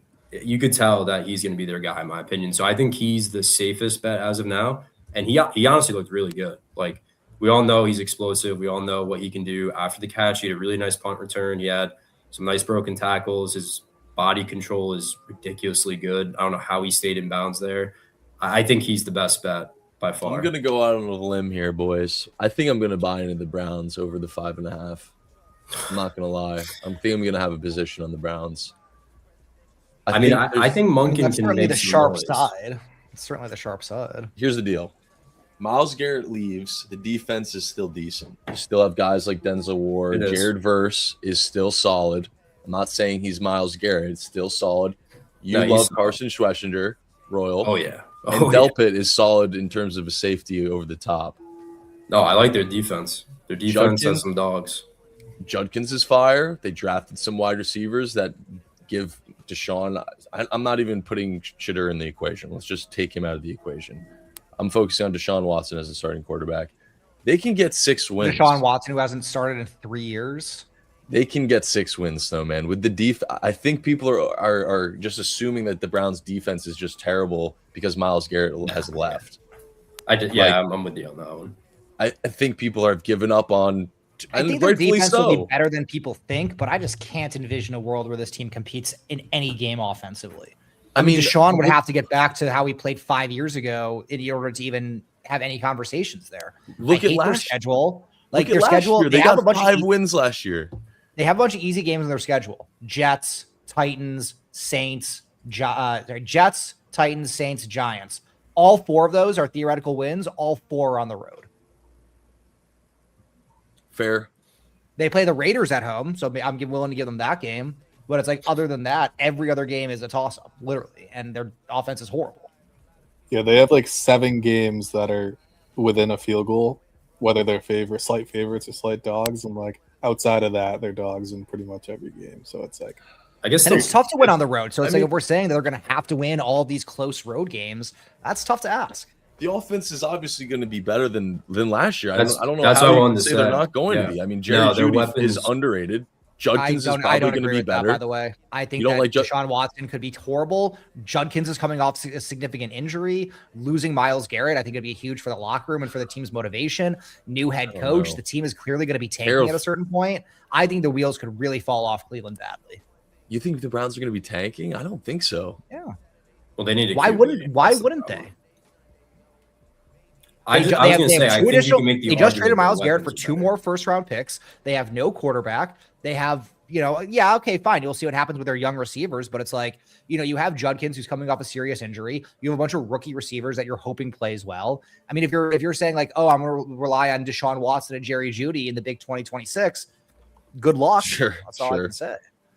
Hey, I'm not asking for, above 500. Go ahead, Ro. What were you going to say? No, I'm just, did someone time McKiffin out? That seems very random, but no, I was going to say, I think the one argument you can make, yeah, I don't know what that was. I think the one argument you can make is like their receiving weapons are better. And one guy we forgot to mention who I actually really love, I loved him pre-draft, Harold Fannin. I mean, he's an interesting player. I don't know if there's been a tight end like it. Maybe like Isaiah Likely, but he's never really seen it. The guy, he's a monster.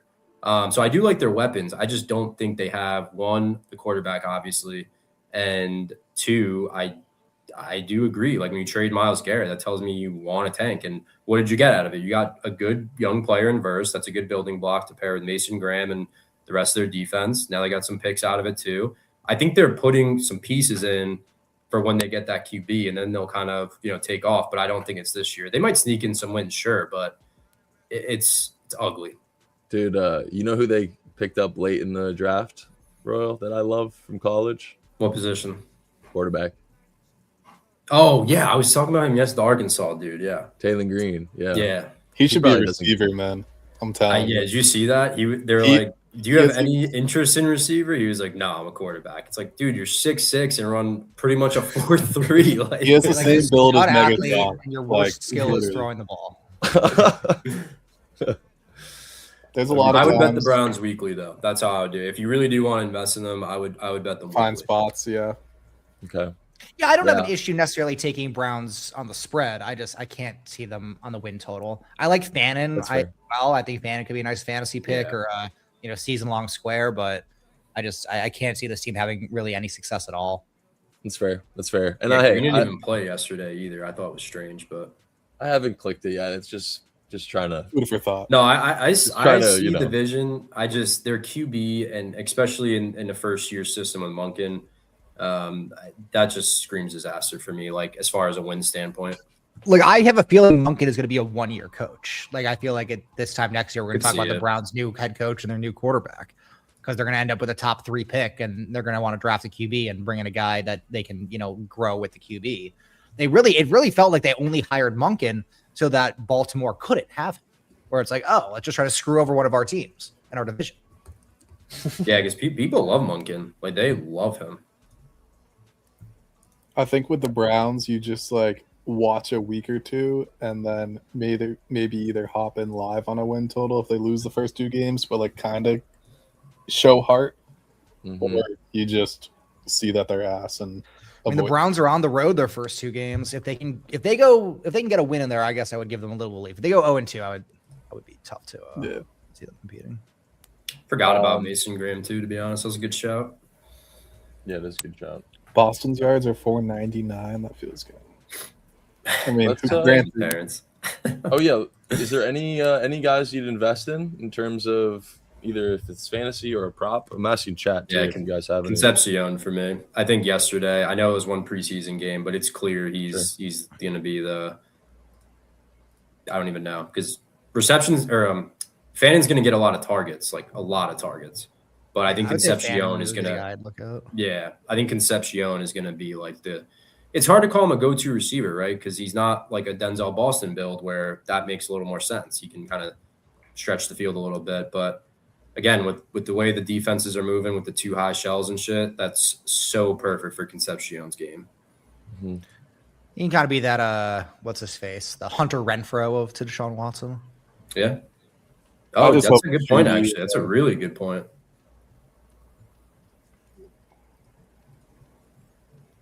I do like Judkins fantasy-wise.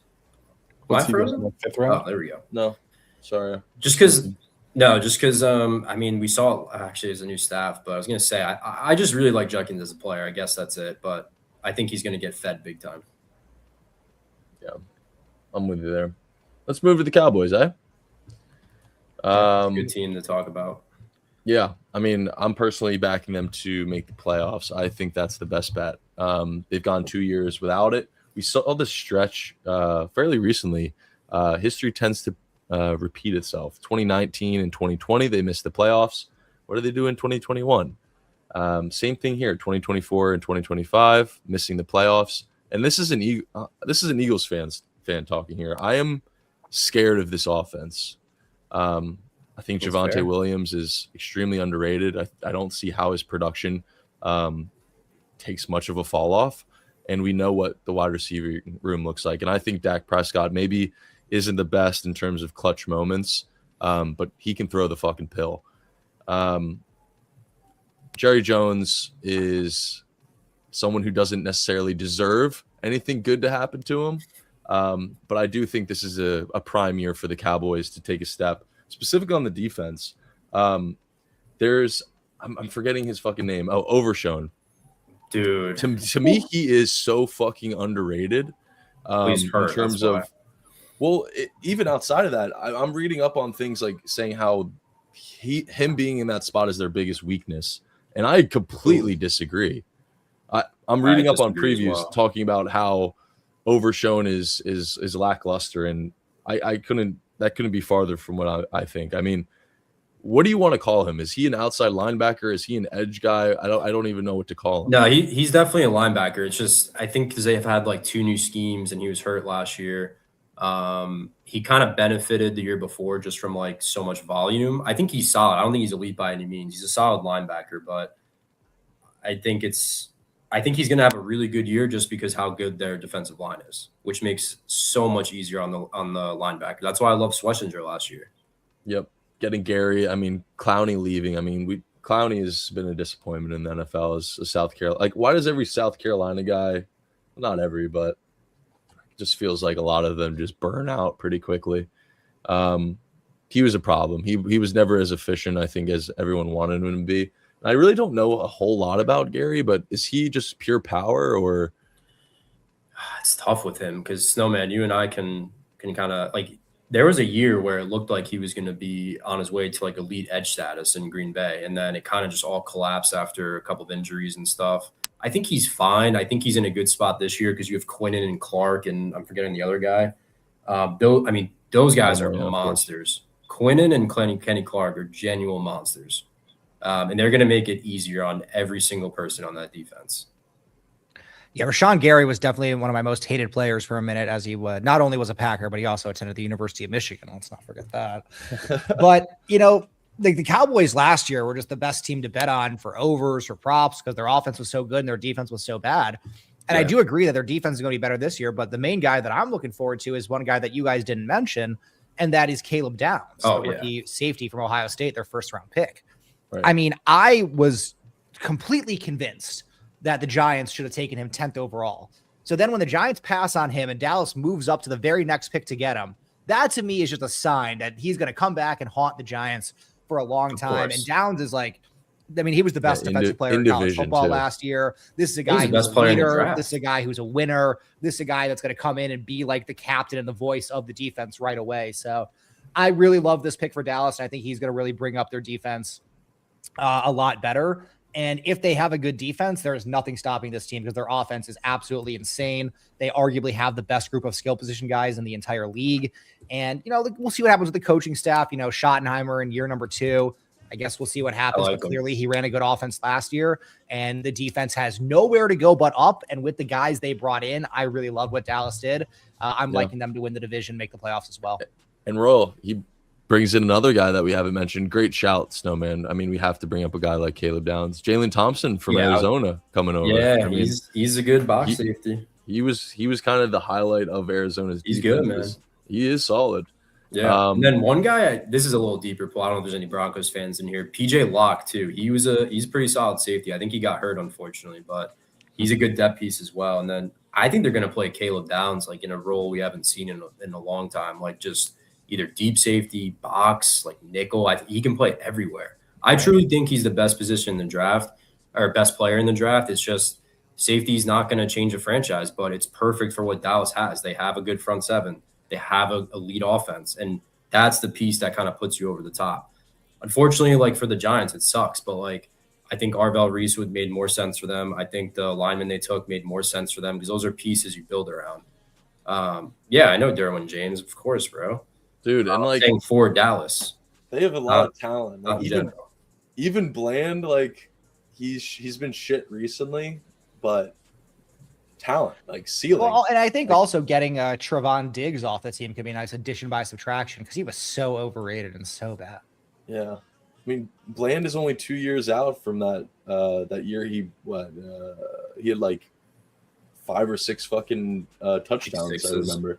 Yeah, as a corner. This team is going to be nasty. He probably wins the NFC East. I'm really down on the Commanders this year. Sorry, Krabs. Close your ears. And I'm kind of plateauing with the Eagles a bit. As a Philly guy, so I think the best bet here is the playoffs spot because even if they don't win the division, you can still cash. The one guy I want to ask Chad about, because I'll be honest, I don't know anything about him, but Malachi Lawrence, right? I think he was their second first-round pick edge. If you look at defensive rookie of the year odds, he's like after that first like level, he's like right there with some bigger. Who's this? Malachi Lawrence. He went to UCF. UCF. I don't really know much about him, so I don't know if any of you two do. I don't know if anyone in chat does, but he seems like he's going to be rotating in, which is good these days. Like you need a healthy and a fresh pass rush. So I think that's another good piece they added to an already good. And looking at their defensive line, I mean, they're running a 3-4 and their 3 interior defensive linemen are all beasts. So that should open up opportunities for the outside pass rushers for sure. Project. Dude, okay. The D-Roy, I'm sorry. The D-Roy so fun, dude. Is so sick this year. My favorite market. So dope. Ruben Bain, my favorite market. Bailey, Sonny Styles, Caleb Downs, Arvell Reese. I mean, bro, just some dogs. Malachi Lawrence in that plus 2,000 spot. You're right. That feels like respect. Yeah, I'll be honest. Like I consider myself a defensive guy, but I don't know a thing about him. I think it's because like if the Cowboys D plays, I think there's a good chance the Cowboys D could be decent. And if it does, like if the Cowboys are decent at defense, they're winning 12 or 13 games this year. Like the schedule is there, the offense is there, the team is there. So it's like if they do that well, then I think a lot of the credit will be given to the rookies. I think it'll be given more to Caleb Downs, but I guess there's a chance that Lawrence could get like 10 sacks and they're like, oh my God, this guy's a fucking beast and he wins defensive rookie of the year because they want to give credit to the Cowboys D. This defense might be fucking cracked. I mean, I remember looking at Malachi Lawrence's tape. He's the guy from UCF. Bro, he is almost like he is kind of like overshown in a lot of ways. He's 6'3", 6'4", absolute brick shit house and can lay the hammer and really like blast through the gaps.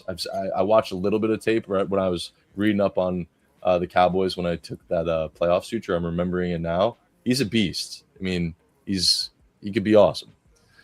I think Schottenheimer is the real deal. I really do. It's hard to really evaluate because that offense is so loaded.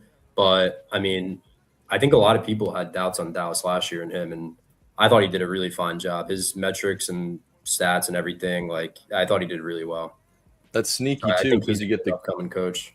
Like, Caleb Downs is going to be awesome, too, but it's kind of sneaky with Malachi Lawrence being that, being overshadowed in a lot of ways by the higher draft pick, the more hyped up player. And Malachi Lawrence could be playing a bigger role. Who knows? And safety is also sometimes hard to get counting stats because you can be a really good safety and it's like, oh, well, I just prevented the ball from being thrown to my guy, which is a great rep, a great play, and you get 0 stats for it. Right. And if Lawrence is clogging up the middle, I mean, he's going to be racking up solos. And even some sacks probably. Interesting. He's a great blitzer. I might take that right now, to be honest. What, Downs rookie of the year? No, Lawrence. Oh, I did sprinkle it. I won't lie. I put like a small amount just because I don't know. Oh wait, was it? Yeah, I'm gonna put a half unit on Lawrence. That's actually cheeky. I really like that. This is a really good shout too, Mesidor. My only fear is they have Khalil Mack and the other dude. But I do agree he's going to be an awesome fit.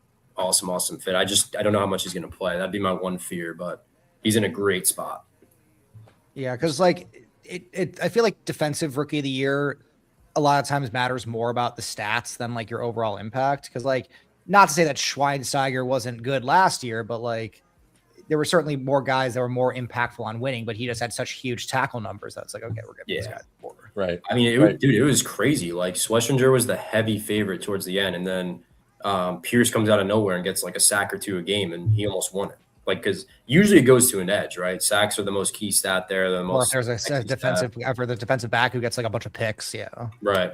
Yeah. If a corner's making like a ton of interceptions and stuff, right? And is Mesidor, what is he playing linebacker? I would assume he's edge, but they have so many. He'll be rushing the passer pieces. Okay. Yeah.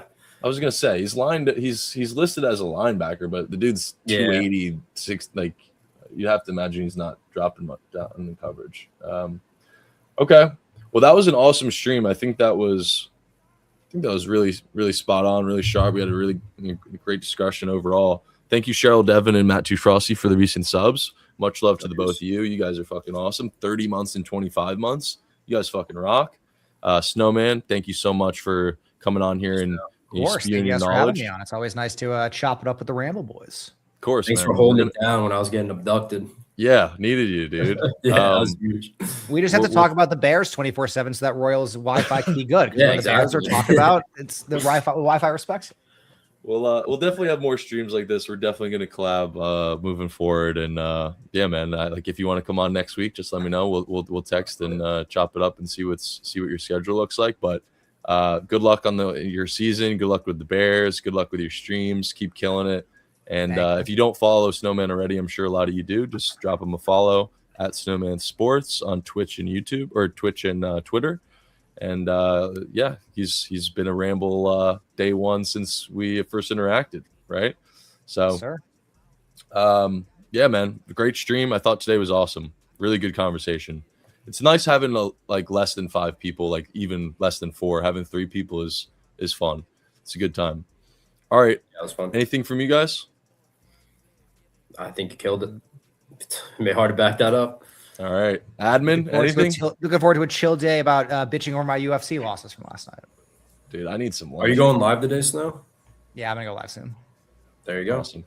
Chat, if you need more content, need more bets, you know where to find them. Tap in. All right. Well, we will talk soon. I really appreciate it again. Royal, thanks a lot for your constant contribution, and we'll see you. All right. Much love, y'all. All right. See you soon. Fellas. Peace, boys. Much love.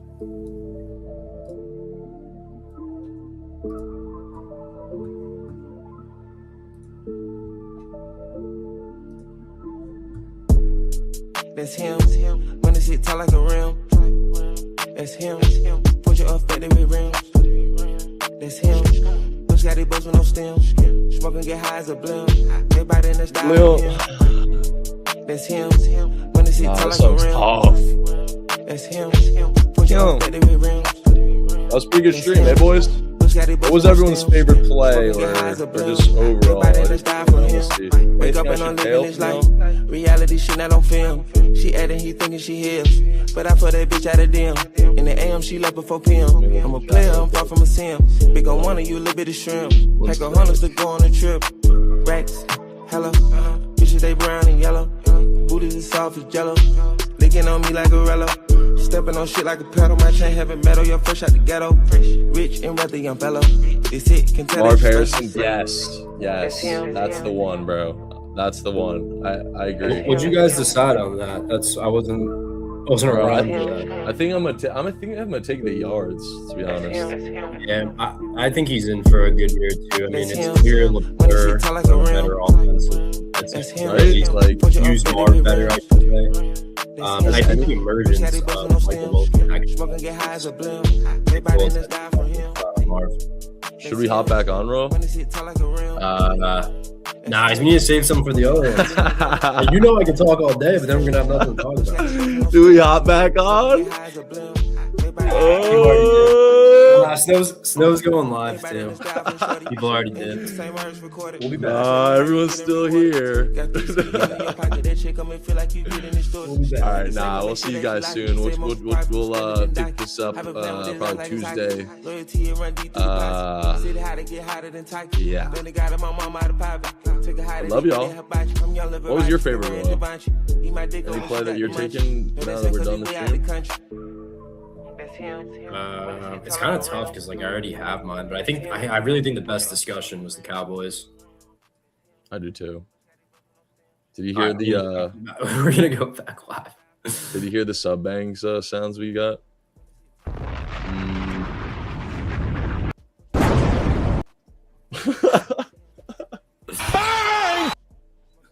Little Mike Breen in the ears. It's pork. It's pork. Yeah. There you go. All right, now. Okay. Yeah, I'm gonna be right. Okay, I'll catch you. The wrist sound is great. All right, peace out.